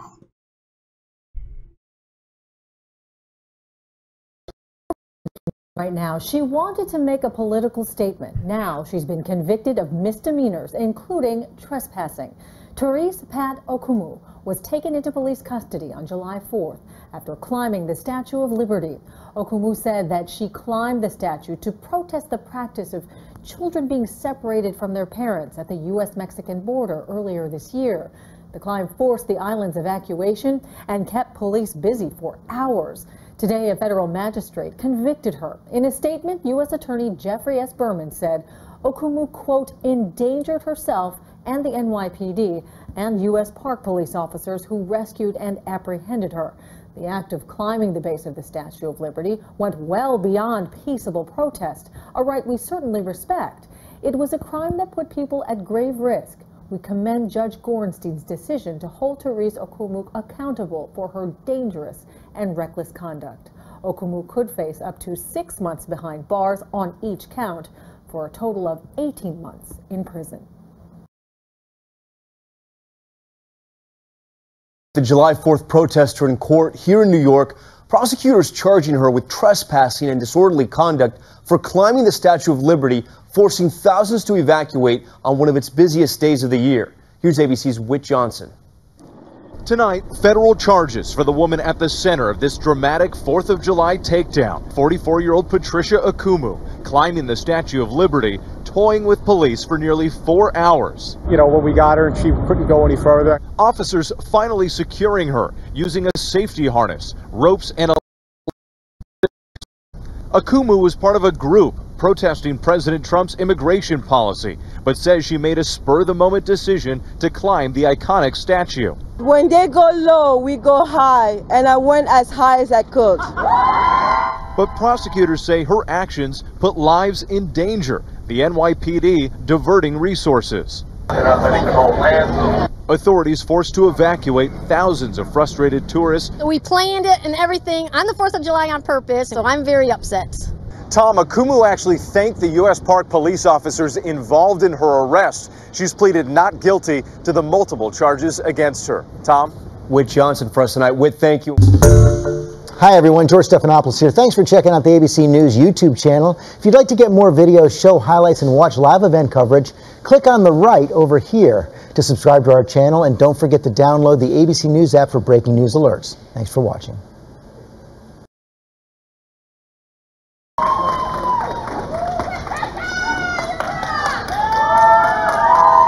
Michelle Obama, our beloved First Lady that I care so much about, said when they go low, we go high, and I went as high as I could. Trump has wrecked this country apart. It is depressing. It is outrageous. I can say a lot of things about this monster, but I will stop at this. His draconian zero-tolerance policy on immigration has to go. In a democracy, we do not rip children, we do not put children in cages, period. There is no debating it. Reunite the children now. I would not do it again. The judge told me not to. Of course, I would not do it again. But I think the message was sent. No child belongs in a cage. Children should not be separated from their parents, especially on a holiday like this. It is not okay.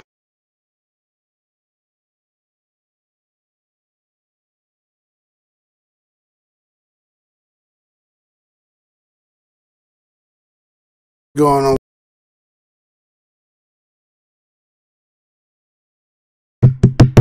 All right. Yeah, my mic keep cutting. I don't know what that's about, but okay, we're going to work it anyway. So, we see the woman who climbed the base of the Statue of Liberty back on July 4th, right? And our protest was about separations of families at the Mexican border, right? Okay. She ended up was convicted Monday of misdemeanor charges by a judge who said a person's viewpoint can't be factors in whether laws are enforced. Right? Said the verdict by the U.S. Magistrate Judge Gabriel Gorenstein came 2 hours after Teresa Okumu got choked up as she testified, saying images from the United States-Mexican border of children being torn from their parents gave her nightmares. She faces up to 18 months in prison and the March 5th sentencing on charges of trespassing in the field with an agency function and disorderly conduct. Really? You went all out your way climbing the Liberty statue for what was happening at the border, and it seemed like you had an accident yourself, right? You had a little accident yourself, and it seemed like you probably was part of some kind of group, feminist group, right? You're part of a feminist group. It seemed like they were doing all that cheering and rah-rah, right? They were doing all that rah-rah back there, right? And you even had a slogan.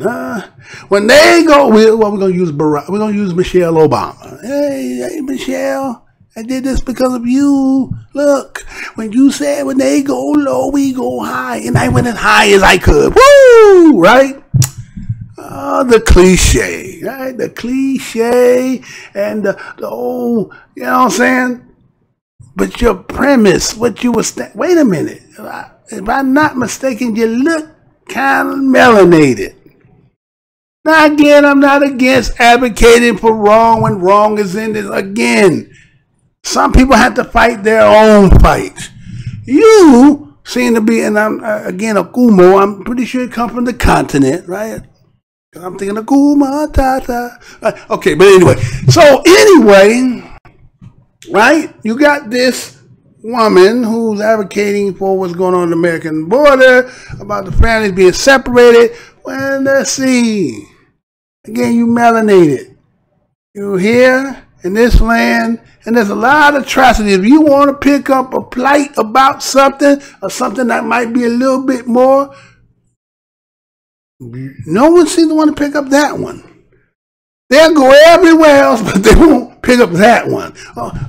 Huh? And you went up there, and lucky they ain't do more than what they did to you, huh? Right? You were stopping the flow of business, right? It was on the 4th of July. You may. Don't you know that was the American holiday?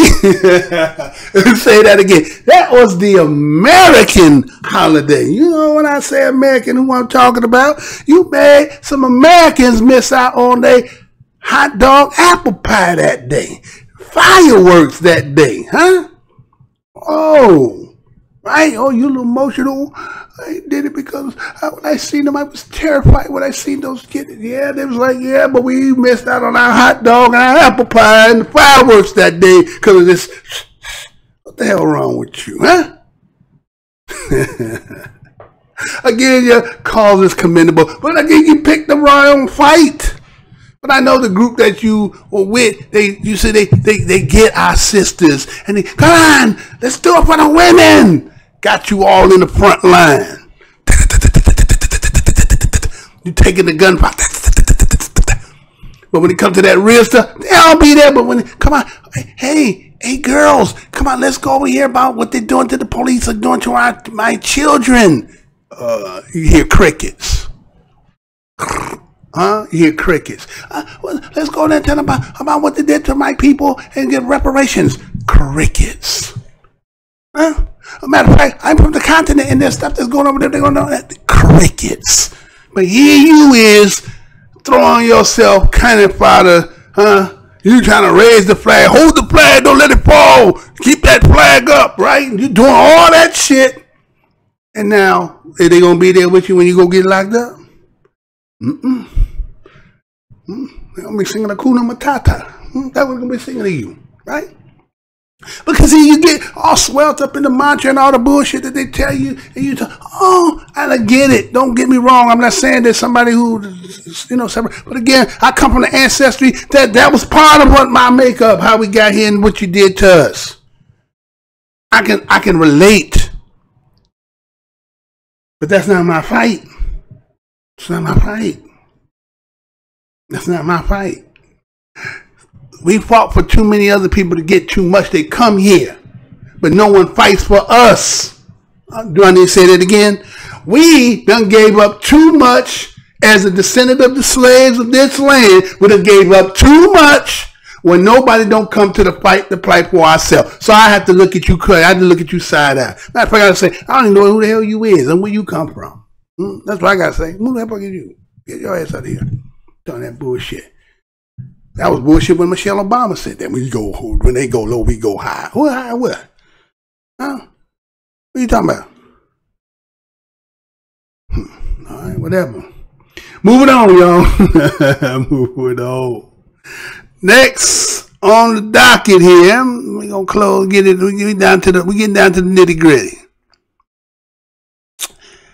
Well, let me show you this. There is this. This was done European, but they got the same issues. Is it true what he's saying? Let me show you what he's talking about. Come back.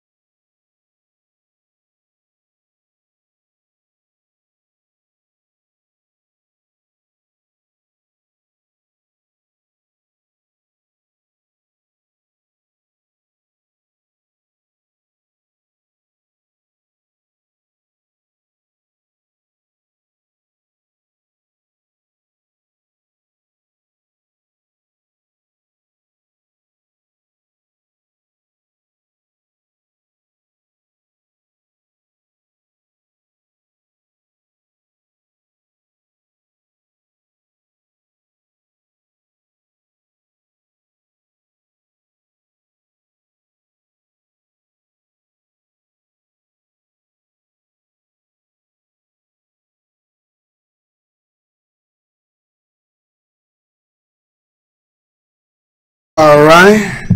I turned that music because I'm pretty sure they're going to try to say this. I'm not sure if that music could be played or not. So I turned the music off on that one. So what we have there is an individual in Europe, and he said, is it impossible for a black man or black people to even have a conversation about the things that are going on? Is it taboo? Is it looked at something that would be, with disdain in the taste of certain people's mouth because you bring attention to some stuff that seems to be obvious to everybody? But again, it's the elephant in the room that nobody wants to address, right? And so he would say that even over in Europe, the same thing happens. So again, it says all around the world, same song. It's just the same old song, y'all. Don't matter where you go, right? Now again, do we lavish in the fact that was no? But again, when you're the recipient, it's only incumbent that you make comments or address it. As the woman Kuda climbed to the Statue of Liberty and protest of what she believed, of what she thought, right? So, black and DOS of this land, they not going to do nothing like that. Cause we know damn better. We know that we got the history to know you don't climb on that right there, right? We seen King Kong. We know I'm going to bring the goddamn plane and shoot your ass out of there. We seen that shit. We know better than that. Now, we might do some, sit-ins and we shall overcome and, protest and march and all that good stuff, right? And sing some songs, right? But now that we got these kind of platforms, we'll get in here and we might get on the mic now, right?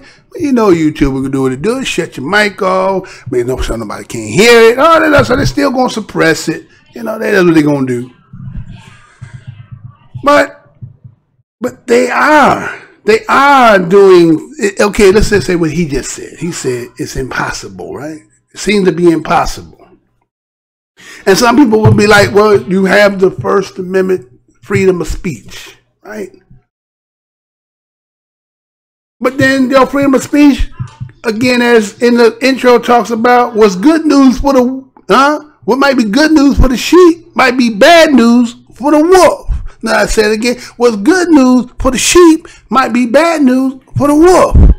So with that being said, freedom of speech is good for those who want to hear it, and those who don't want to hear it, they don't want to hear it. So I'm wondering why the black corner of the internet, other than all the bickering that's going on and the fighting and the backbiting and all that, if you can extrapolate all that out of the equation, it has been a little effective, right? It's been a little bit effective as in helping some of us to cure some of the ills that are happening amongst us. I mean, got a long way to go, but every inch is good for something.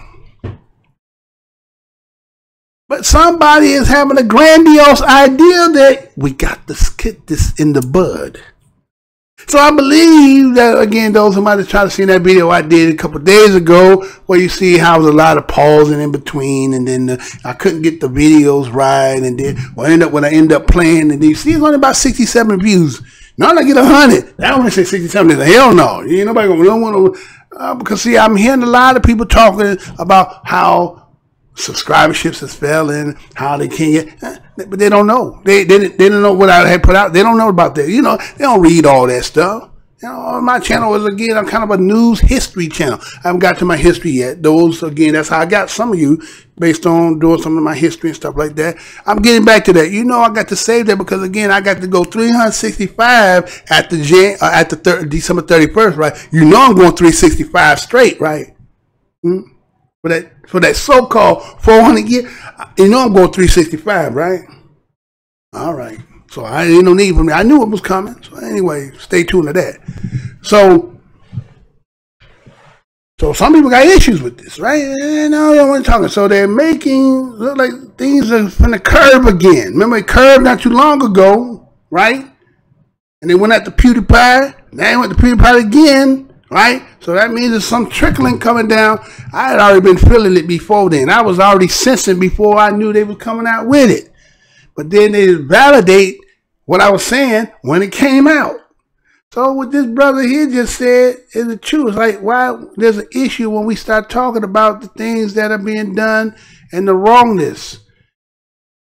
Correct it. If you don't want that being said, just correct it. Why is that so hard to correct? You can't just let it keep festering like that and we just die out, gangrene. I mean, what is it? I mean, come on, right? Ain't no begging here. Ain't none of that shit. Ain't no cool shit here. I'm just saying. You get what I'm saying? So that was what he was talking about. So we're gonna get to the crux of the show for this morning show. I got, let's see what I got here. 1 and 2. What is this? Which one is this one? Man, the fake. What? This. Oh, Matt. Oh yeah, I'm leave. Okay, leave that for last. Okay. So okay, let me do this. We're getting to the nitty-gritty of the show. So we're gonna give you this. Okay, if I can get it, don't look like it won't do it. Okay. We're gonna go here. And we're going to go here. Hopefully they don't cut it. So I'm going to give this here, and then hopefully they don't cut the second part. So let's get it. Check this out. I'll be right back.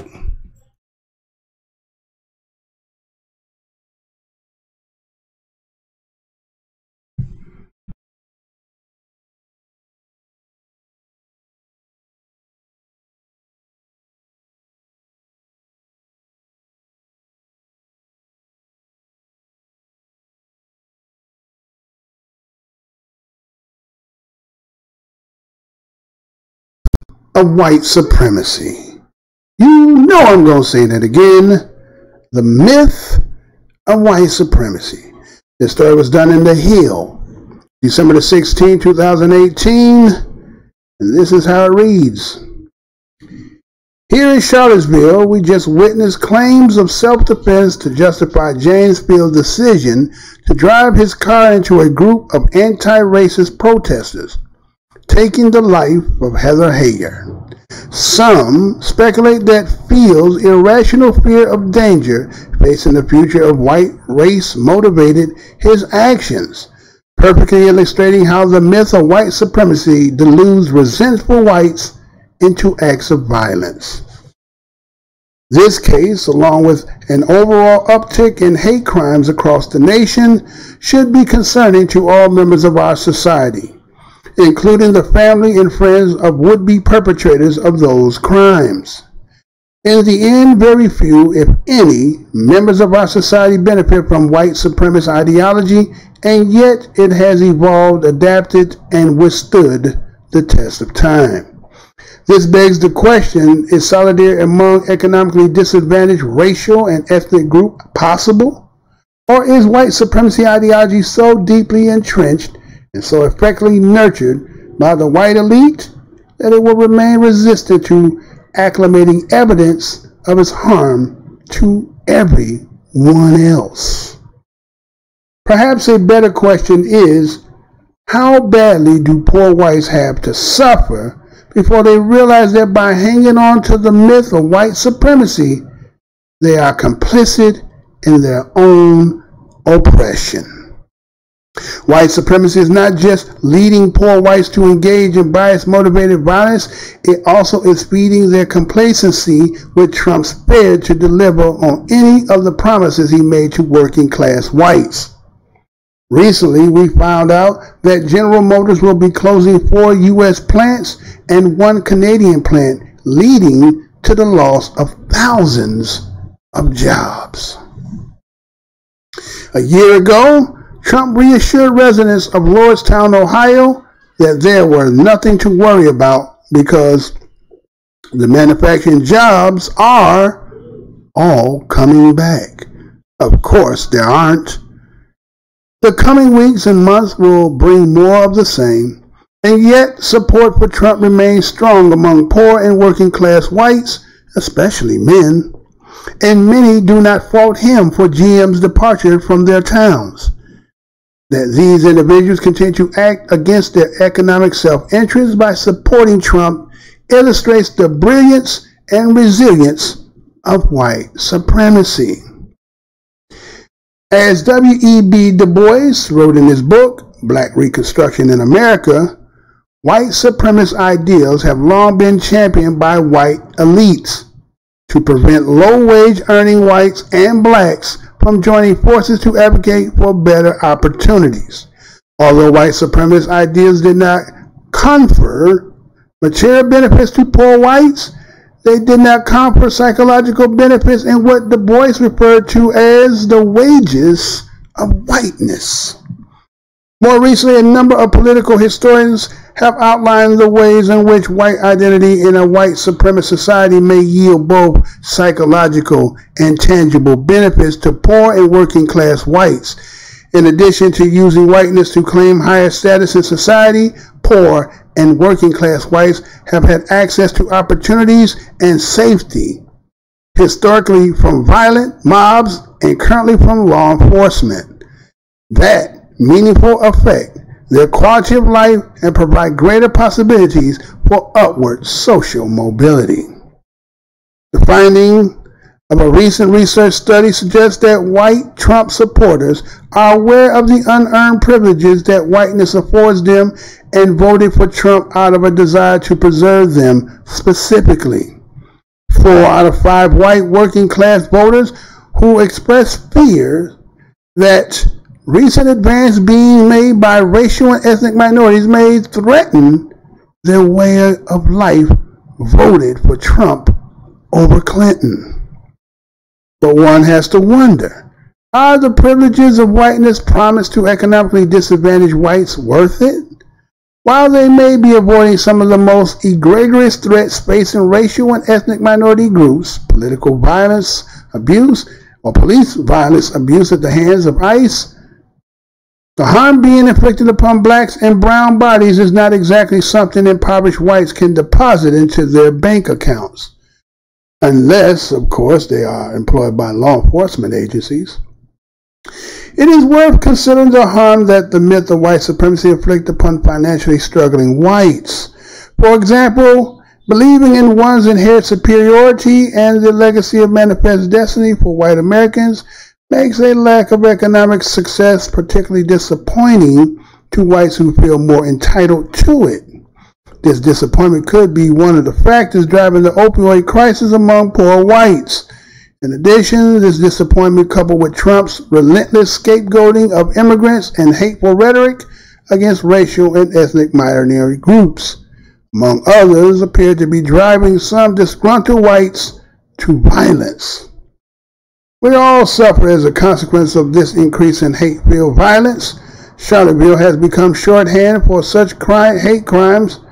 Many of our residents are reliving the trauma we experienced a year ago, as the murder trial of James Field has forced us to rehash every disturbing details of the attacks our community sustained on August 11th and 12th of 2017. There are many more cities that like their own hashtag to represent the threats of white supremacy, but if everyone understood the true impetus driving the myth of white supremacy to be financial prosperity for the white elite, would that at least prompt poor and working white classes to relinquish their role in its maintenance?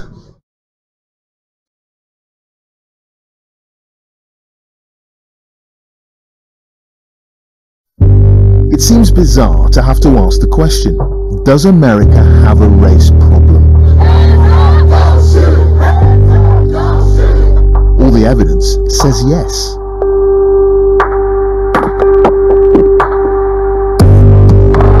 But not everyone in the US agrees. Surveys consistently show that while most black people believe race is an issue, most white people don't. A divergence of opinion that existed even at the height of the civil rights movement in the 1960s. Most white people didn't understand what Martin Luther King was trying to do. So, I'm going on a journey into the mind of white America. It could be a bumpy ride according to Talk Radio. The value in black life given the illegitimacy rate, out of wedlock rate, is far higher than that of the rest of the society. The reason that people have children before they marry is values, not poverty. Blacks are stupid. That is correct. They are blinded by anger at whites. You don't need to say white lives matter, because white people don't walk up to white people, put a gun to their head and blow them away. I didn't want to talk to any African Americans for this film. Discrimination is obviously a black issue, but when you think about it, it's mainly a white problem. So I set my own color bar. Bam, bam, bam, bam, bam. And you know it's coming from those areas, and then the next day the news will come on, and sure enough, there was a shooting of some young black man. I'm part of the problem. Because I don't know how to solve the problem, and so what do? I ignore it. After a while, the race card has been played so much that it has lost its value. If you think racism doesn't exist, you're white.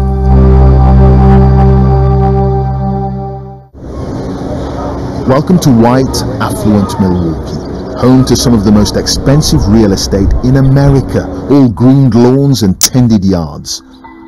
But just a few minutes drive away are pockets of despair. This is Black Milwaukee, home to 70% of African Americans living in the state of Wisconsin. It's poor, run down, undesirable. Professor Mark Levine from the University of Wisconsin gave me a tour and explained how over several decades mortgage lenders and estate agents steered different races to different parts of the city.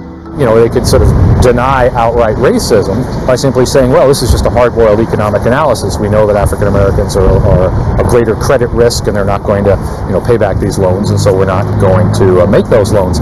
A study was done about a decade ago by the city to look at exactly that issue, and they found that a white household with income around $25,000 a year had about the same rejection rate for housing loans as a black family with income over $125,000 a year. And the result of racism in mortgage lending is segregation. And that in turn fuels poverty, poor schools, and so on, as investors turn their backs on black areas. Neighborhoods are left to rot. Meanwhile, in white Milwaukee, people who don't even live in the neighborhood tend to walk through here because it's pleasant on the eyes and it's a comfortable place to be. It's safe. But on the other hand, just up a couple of blocks, I can, especially through the summer, hear gunshots, bam, bam, bam, bam, bam. So if I was to ask you then, what is your view of those African Americans living in that area? What would that be based on? Because it's not on personal context, right. is it? Honestly, most of it is based on what I see on the news, which unfortunately is a lot of negative. What I'm saying is I'm part of the problem. Because I don't know how to solve the problem, and so what do? I ignore it. Do you think a lot of people do that? Yeah, sure. Well, certainly it's much easier to not know people. If you don't know people, you don't have to accommodate people. these Americans enjoy a privilege. They can avoid the unpalatable. They live comfortable lives in nice areas because they're white. And the advantages white people enjoy, the privileges they have, are endless. Academics and educators now believe it's the lack of awareness within the white community of these inbuilt advantages that taints white attitudes to race. So white privilege is growing up in a society not understanding that not everyone has benefits that are unearned as a result of being in white skin. It may mean that because my name is Martha Berry, people are going to see that as a white name and say, let's get her an interview. Martha works for a non-profit organization that helps clients and businesses overcome racial bias. It would be great to hear what prompted you to come to this class. Today, she's reviewing the progress made by 3 former students. White males actually have a culture. You know, they think white male is the culture, right? There's a story that says fish don't know they swim in water. Right? Yeah. So white males don't know they live in a white male dominated culture. And that was the biggest awakening. And once you knew that, then you could understand that there was institutionalized racism. It forces you to reflect as a white person on what your role is in working to eliminate racism. You feel that moment of, I am so clueless because I've just assumed that many people have these same opportunities. And I intellectually knew differently, but you realize for me at that moment how isolated I was in that. Good morning, Wisconsin. You're listening to News Radio 620 WTMJ. I'm Charlie Sachs. This is one of the most important men in right-wing talk radio in Wisconsin. Charlie Sykes has a legion of listeners, and most are white, suburban, and Republican. Do you think many of your listeners understand the concept of white privilege? Have they come across that idea? I think they've heard the term. I don't think they fully grasp it. I'm not sure that I fully grasp it. I actually had a caller the other day who asked me about that, and I asked him to try to define it. And the caller did a pretty good job. Well, I've noticed that I have a few of African-American friends. One of my good friends, he's been pulled over at least 15 times, and I have never been pulled over before. Okay, so you think that is your white privilege? Maybe it's because, I don't know, just the theory here, you don't speed, you don't violate traffic laws, is that possible? Do any of those things. All right. One of the things that we're seeing in American politics is you have a lot of white, working class, poor people who do not feel that they are privileged because of their race. So, as far as you're concerned, there is no such thing as white privilege. It doesn't exist? No, there's white privilege, there's all kinds of privilege. There's a reluctance to go back to the racialization of all of these issues. I mean, we do have an African-American president in this country. After a while, the race card has been played so much that it has lost its value. The election of Barack Obama distorted the debate on discrimination. For many white people, he marked the end of America's conversation on race. For black people, his success actually marked the beginning. And these are some of those for whom the so-called race card has been played out. White, working-class males flocking to Donald Trump. We won with poorly educated. I love the poorly educated. Any discussion of white privilege must account for the problems of the poor and working class. But few would argue it's easier to be poor and white in America than poor and black. White privilege, I just don't see it. You know what you need? White privilege glasses. Helps you see the world the way we do. there's a growing awareness of how corrosive white privilege can be. This video caused a storm online and was produced under the direction of Alice Hunt and her team.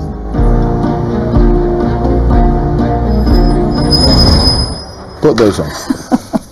Okay, so what do you see then? I see confusion and disruption in my normal way of looking at the world. And that's what we intended to do with these glasses. We wanted to encourage people to start thinking about what it might be like to be in someone else's shoes.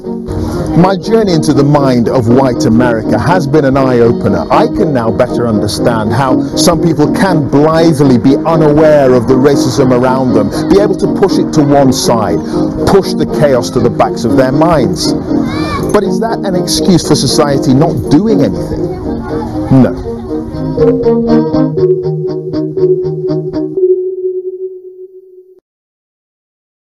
Bullshit. Bullshit, right? That's bullshit. That's bullshit. Come on, we don't keep that shit 100. Because I don't want nobody to be coming on here thinking that Mr. Blow Your Mind is one of those trying to bridge the gap. Oh, Kabir Kabay, 75,000 and growing. 75,000 and growing. See, some people can't discern what Mr. Blow Your Mind really is doing. I just say it like this. It was like it was a joke. Laugh now, and then later on you're going to get it, right? Why you think this is the most hated show in the black corner of the internet? It looked like I'm doing something, right? But anyway, we ain't going to get all that. But anyway. So, right, we heard my dissertation. I read an article talking about the myth of white supremacy. We knew that already. I mean, we could just look at, we could just take sports. We could take things that when you have a dominant mug, he don't be worried or she don't be worried about up and coming. You know what I'm saying? They do their preparation. Matter of fact, to get to that top of the heat, you done put enough work in that everything that's around you is competing against that ability that you and that dominance that you got. That unless you didn't earn it in a meritorious way, if you, again, Ben Johnson taking, the steroids so they could beat Carl Lewis, or they say the Barco situation where they talk about Sammy Sosa and Mark McGuire and then talk about Barry Bonds, when yet Barry Bonds is now they trying to get him into the Hall of Fame, yet still ain't been able to say that he took it. But when it comes to the other ones, they testify with Jose Canseco and them, right? So when you hold the title of dominance, you don't need to worry about the competition, because if it's legitimate, it's going to be legitimate. But when you have to do all this shit in the background to make yourself superior, then you have to say, well, it's kind of like the old little kid story of Three Little Pigs. Is your shit made out of straw? Is your shit made out of wood? Or your shit made out of concrete? Look like your shit made out of hay. Right? So since the shit is made out of hay, then that's what we're seeing. See the fragile, the easiness to blow down, right? So they say that as long as I don't know you personally, I don't have no real affinity to have to actually understand you. Is that true? Do you have to really know an individual in order for you to know what the fuck is really going on? I mean, in this country, everybody know what the deal is. Now, maybe you brand new, you just born last 10 years ago, 15 years ago. You might not know all that. But, I'm saying, you done seen plenty suns and plenty moons, then you know. So that's not you can't use that as a kickstand, right? You can't use that as no, that's not real. That's just you not dealing with, and again, being able to seclude yourself, right? And not have to come in contact with unless it's in a venue where you can control, right? As long as it's in a venue where they can control, where, if you get a little bit irate, security, I'm calling 911. huh? Then they're a little comfortable. But if they're confined and they're where they're not going to pretty much be there. It can't be, monitored and controlled, right? So because of why? The anxiety of knowing what done transpired through history. See, by labeling, the angry black man. Mr. Blowing Mind's really an angry black man. You're goddamn right, I got a right to be angry. You already heard that before, right? You goddamn right, I got a right to be angry, right? Shit, you walk with the tread and step that I go through. I don't pretend like this shit don't exist. I give you two sides to this. I can give you, you know what I'm saying? I can give you the politically correct side, or I can come back and get on the real. And when I say real, I'm not saying like I'm faking my shit. I just, again, I'm trying to get out the corner, right? Master put me in the corner. Shut your mouth, right? I want you to shut up over there, right? All right. You know what I'm saying? I'm not saying all right. I'm just saying, all right, we're going to figure another way to do this, right? So it goes on and talks about the false white. I say false white privilege because, the late Dick Gregory said that, he said about, white privilege, right? Or to be white is one who got a certain amount of money and prestige and status and power. So that means all of them that don't fit in that group are really not really white folks, right? They're really not white folks. They just get some of the benefits. You know what I'm saying? It's like your neighbor cooking. You don't get to eat the food, but you smelling the goods. And that shit smell good, motherfucker. They're cooking over there, huh? You get to smell the good, and see, that's what the pot liquor them get. They get to smell the good, but they don't get all the good. And just because they of affinity, right? They get to say they're in the family, so then they have this air or this false presence of supremacy, right? Because then again, in that story, it talks about how the loans was being made. He said, now a person who make about $25,000 who is white, they might have some problems getting a loan, but it would be equivalent to that white person who will make about $25,000 in their household, equivalent to somebody black who making $125,000. Ain't that's what?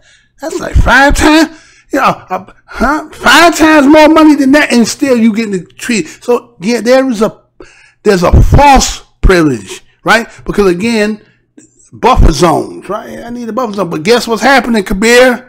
With 75,000 leaving, it's getting smaller. There's the buffer zone getting smaller and smaller and smaller. And guess what? You're getting to get face to face. Right? You almost look him up and get his eye. So they want to try to do something. I was reading before I came on today, talking about they got a bill they're going to change now about trying to change some laws, something to do with the incarceration. Oh man, you know what I'm saying? We're going to try to change that a little bit. It might be too late for all that. I'm not forgetting it is no too late. It is too late, right? So going on. So it says, well, the race card. Guys use the race card so much. You played it so much, it don't have no power. Wait. Who get to determine that? You don't get to determine that. You don't get to determine whether the race card got power or not. We define that. We get to say, if I play the card, if this is part of the game, then the card got power. It's only when it's a false, if I renege, right? Let's say we playing spades, right? We playing spades. And I played a card, right? I said I had, right? But I didn't, and they caught me, and I had another one in my hand. They say you reneged, right? Oh, you reneged. You know, seeing, just apparently getting a fight over some shit like that, right? Nigga, cheating. Right? Now, if I play a card that you can call that I reneged on, then you can say on that incident, that's the only time you get to say the race card can't be played, or you falsified, or that card is non-void. on that one particular, but the whole game, you don't get to say that. You don't get to say that, the race card been played out. No. Not over here. They don't say that shit. No, not out here. And they always wanted you. Oh, you had a black president. God damn. 43 before the one you gave us, and the one you gave us wasn't even part of us. What kind of game is this? Huh? We get the consolation prize. Well, his wife was one of you. His wife was one of you. What? The first lady, she write laws? She can do, what did she get to do? Oh, she changed the lunch program. Well, I'm pretty sure some of them shit, they throw that shit in the damn garbage, right? Nobody eating that shit. Matter of fact, shit, that's one Bush done changed that to kids. Hooray! That healthy shit. Your kid, you want no healthy shit. You want all the calories you can get. You want taste. You don't want no. I made that to you, y'all. You don't know what we're getting. You want some taste. You want no damn healthy. Like shit, I can burn that shit out. You know what I'm saying? But they're all saturated with all this bullshit. The kids having a heart attack by the time they're 12. The hell wrong with you? The damn GMO shit, boy, everywhere, right? But anyway, so you want to say we got a first president, and that has sufficed for everything, so we're equal. Damn. So then how can y'all be supremacy? It would take 43 of you to one that ain't that shit. He get to be African American. He don't get to be DOS. He's African American, right? He get the claim on the umbrella African American, but he don't get to say Black American. No. You don't get that. And that one cat is equivalent to the 43. And matter of fact, we can even in that 43, we get to extrapolate a couple of them because they say some of them were suspect, right? What name was Grover Cleveland, right? That ain't even like Grover. I ain't never seen a white motherfucker named Grover. Abraham, huh? Abraham Lincoln, huh? Melungian and all, Melungian, right? I got some of that in him, right? A couple other ones in there. What's the name? Taft? Was it Warren G? Or Warren G? No, not Taft. I think it was Warren G. Right? So we got some shades in there. But you gave one a whole now, right? You gave a whole one, but you didn't give it up DOS. And so now everything again. And then with that, you almost lost your goddamn mind, huh? All the guns was bought up and shit from 2008. They just was stockpiling all the goddamn guns. Then when you got a second, they bought all the guns again.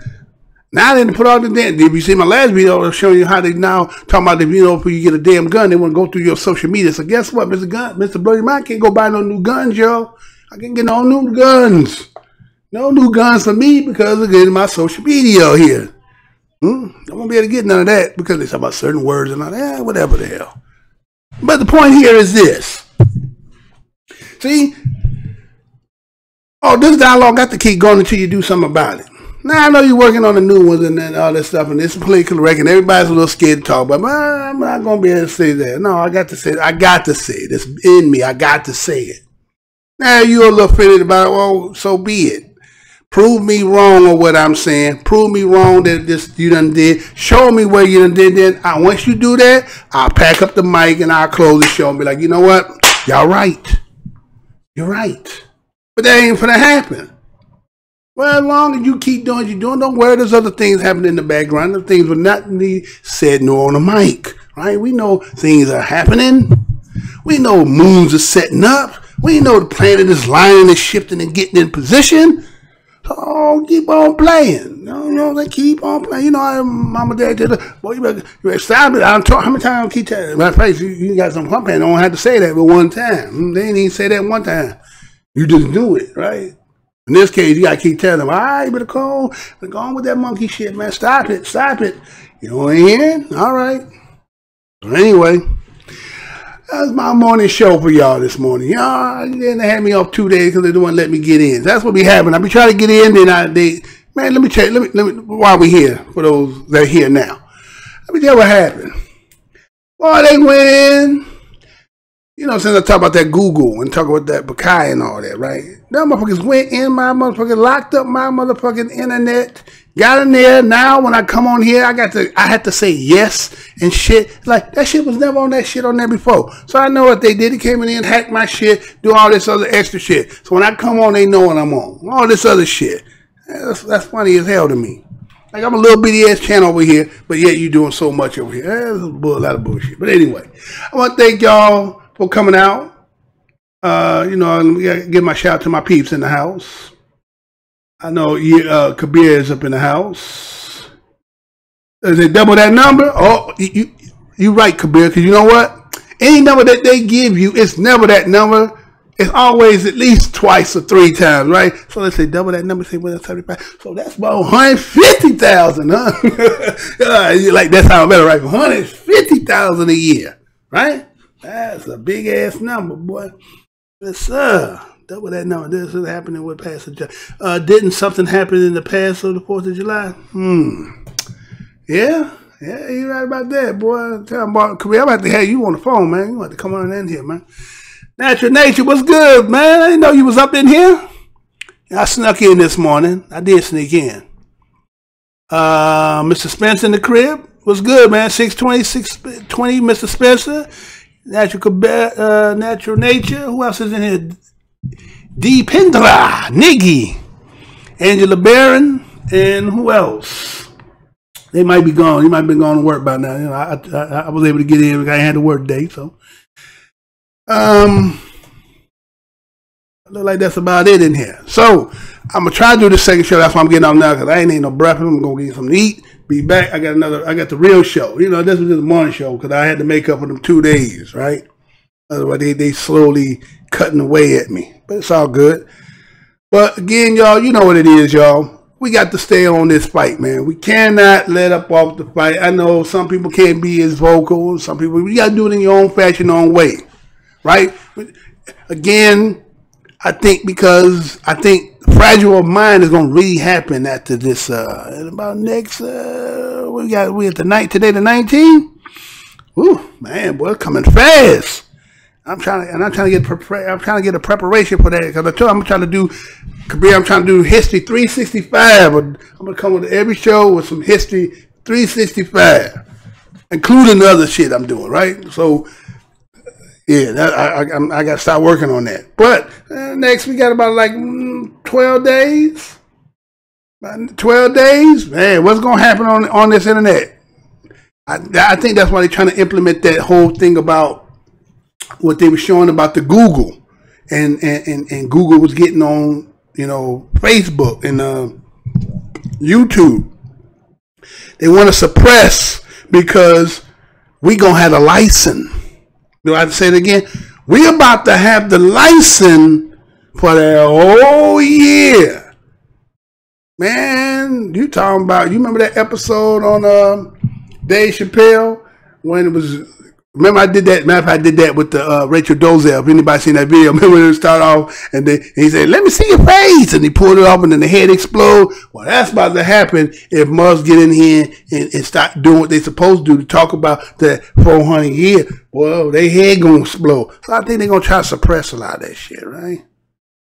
So that's why for those who doing like myself, well, I'm already been doing it. So if you ain't cut me now, you can't cut, well, you can cut me, but let's just say, I've been doing what I've been doing. There ain't nothing new over here. So, glad to see y'all came out, hang out with me for a bit. Again, I'm trying to make this second show, trying to be back on. I'm going to try to get on before. I want to come on so late, because I know for some of y'all that's not a good time. So I'm trying to get in between 9 and 9:30. If I get everything done, I'm going to get back to the next show between 9 and 9:30. But if everything fails, to be regular time. If I can't do it, if somehow they got me suppressed, and you know. But again, I'm gonna get back to what I'm supposed to do. This here was just to get back in, right? I was just doing this shit because I could find whatever's in it. But it's all good, y'all family. I got much love for y'all. You know, universally, we see each other, get that universal nod. What's good? Get all this animosity out of our hearts. Got to remember what John Henry Clark said, that the only family we got is us. We can't look to nobody, no savior outside of us other than ourselves. Because if it's going to happen, it's going to be through us. Now, some of us will be what Kabir talking about what happened on 4th of July. Some of us going to be here, some won't be here. Hopefully you get to be here for that, right? So, I got to close the show out, y'all. So I want to thank everybody again. If you didn't hit that like button or dislike button, go ahead and do that for me. Appreciate that. Until the next show, y'all. How do we contact me? Oh yeah, I don't got it on screen, or is it going by too fast? I thought I got it on there. If you see on there, it says dropping serious knowledge. It's all in lowercase at Gmail. You should see it on the screen up there, right? Make sure. Or did I take that down? I think it's on there. So the rest says if you want to have a topic or you want to participate, I can't do the participation because they keep fucking with the phone right now. Or report subjects reported. Let's see if it comes up. Or discussions. Man, I put too much on that, didn't I? Please, should be after that, right? Please contact, and they should say. Do I say it? No, I don't. Oh, okay.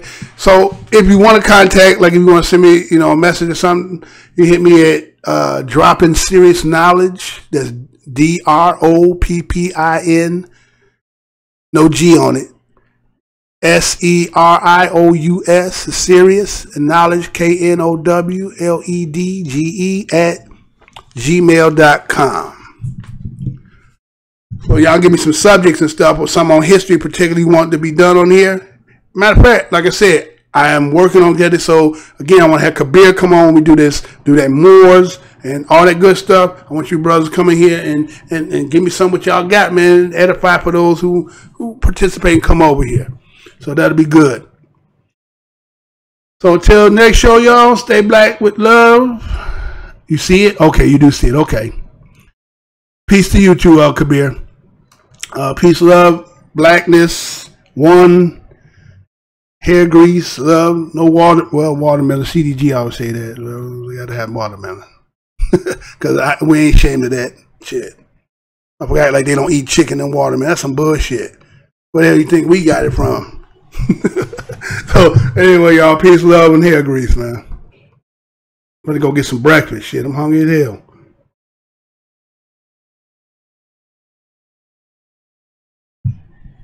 Portions of the following program may be unsuitable for younger or more sensitive viewers. Viewer discretion is advised.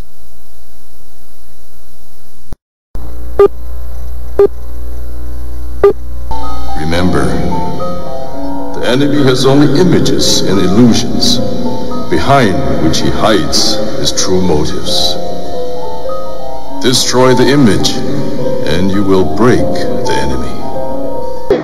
I'm here to tell you tonight that the businessmen, the mayor of this city, the police commissioner of this city, and everybody in the white power structure of this city must take a responsibility for everything.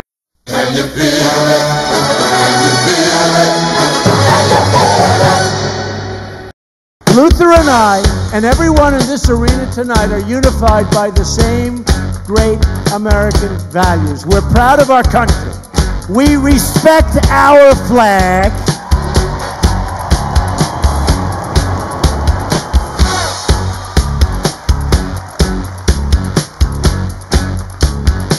Wouldn't you love to see one of these NFL owners, when somebody disrespects our flag, to say, get that son of off the field right now, out, he's fired. He's fired! Race is when you use your power and influence to subject people into inferiority. Utterances can't be racist. Look around you, man. They own this shit.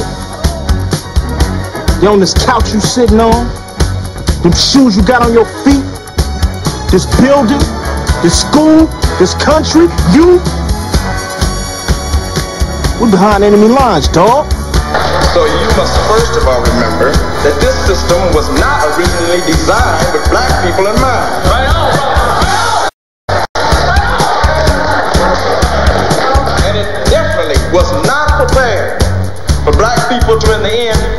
demand their rights and an equal share in this country which they died for.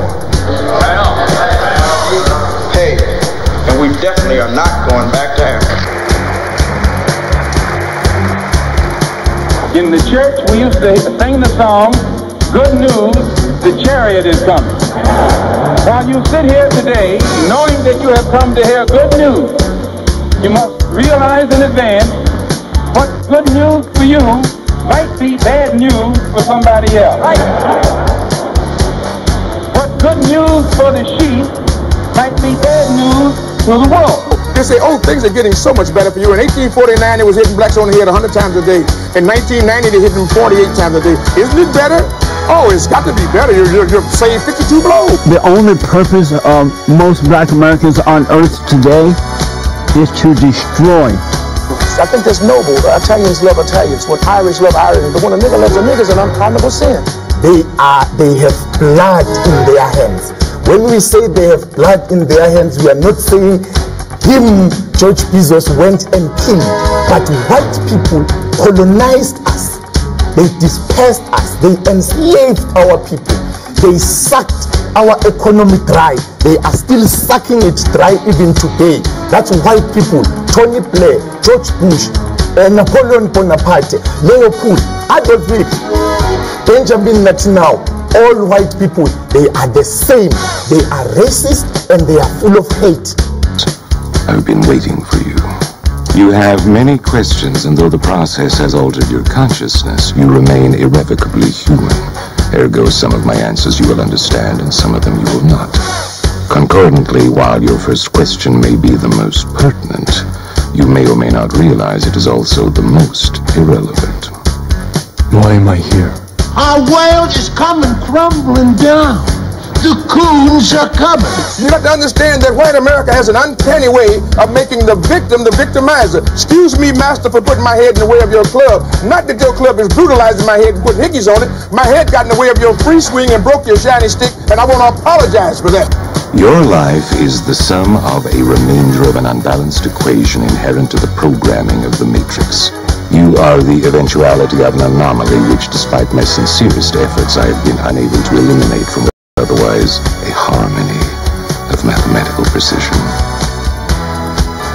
While it remains a burden assiduously avoided, it is not unexpected and thus not beyond a measure of control, which has led you inexorably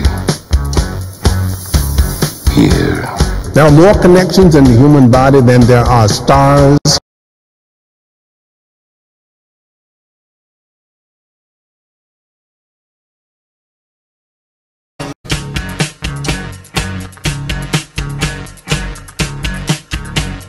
Is older than you know.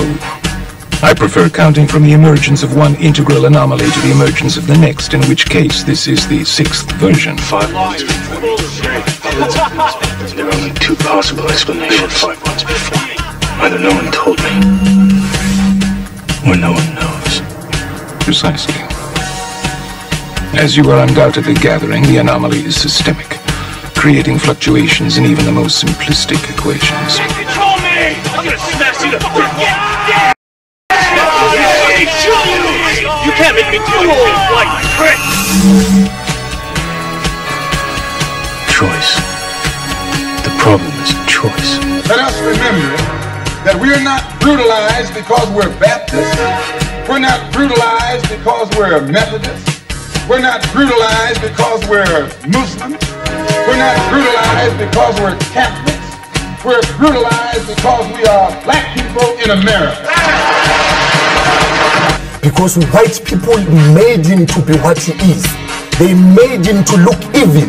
Because that's their role, to make all of us black people to look evil and to hate ourselves. I can't hate. You're a nigga till you die. If you're a poor nigga, you're a poor nigga. If you're a rich nigga, you're a rich nigga. But you never stop being a nigga. And if you get to be educated, you're just an educated nigga. Well, I'm told every day I'm on air that I'm racist because I call out racism. That is maddening to me, and I'm crying about it because it's crazy. So the Honorable Elijah Muhammad is teaching you and I and trying to tell the white man to get this powder keg out of his house. Let the black man separate from his house. Let the black man have his own house. Let the black man have his own land and his own property. I thought the bitch was white! Damn it! I thought the bitch was white! That's true. I think that white people are so guilty, knowing what they've done to black people, that they feel if the deeds were reversed, they would hate the black man if he had done the same thing to them. So it's actually, it reflects a guilt complex on the part of whites when they ask us, do we hate them? And if you notice, Uncle Sam has formed a habit of going all over the world. He calls it the ugly American or the American image. He thinks that everybody hates him because it's a guilt complex. And if you think that if you are worried about Europeans hating you, and they're your allies and your cousins, well, naturally it would follow for you to think that Negroes in this country would hate you, especially in light of what has been done to black people in this country by white people. Now check it out. The white ball dominates everything, right? Knocks the shit out the yellow ball, the red ball, right? And the game's over when the white ball drives the black ball completely off the table. But you have to see that all of this is hypocrisy. I love Malcolm. Malcolm called me the Sunday that he died. I was working Basin Street East. He said, Brother Greg, you coming by today. And I said, Malcolm, I love you. And I said, I love you so much, I don't even want to take a chance to be there. He said, what do you mean, Brother Greg? I said, well, I close tonight, Sunday night at Basin Street East. And I said, but I had my wife book me a flight into Chicago at 8 o'clock this morning. And I'm going to Chicago, and I had way beneath my salary, booked me into a college about 10 miles from the airport. I'm going to go there and speak this afternoon, and I'm going to stay there until they tell me you dead. Because I'm not going to let this government get two of us for the price of one. And I'm going to call Adam Clayton Powell when I finish talking to you and beg him not to come there. Because today, the United States government is going to get you.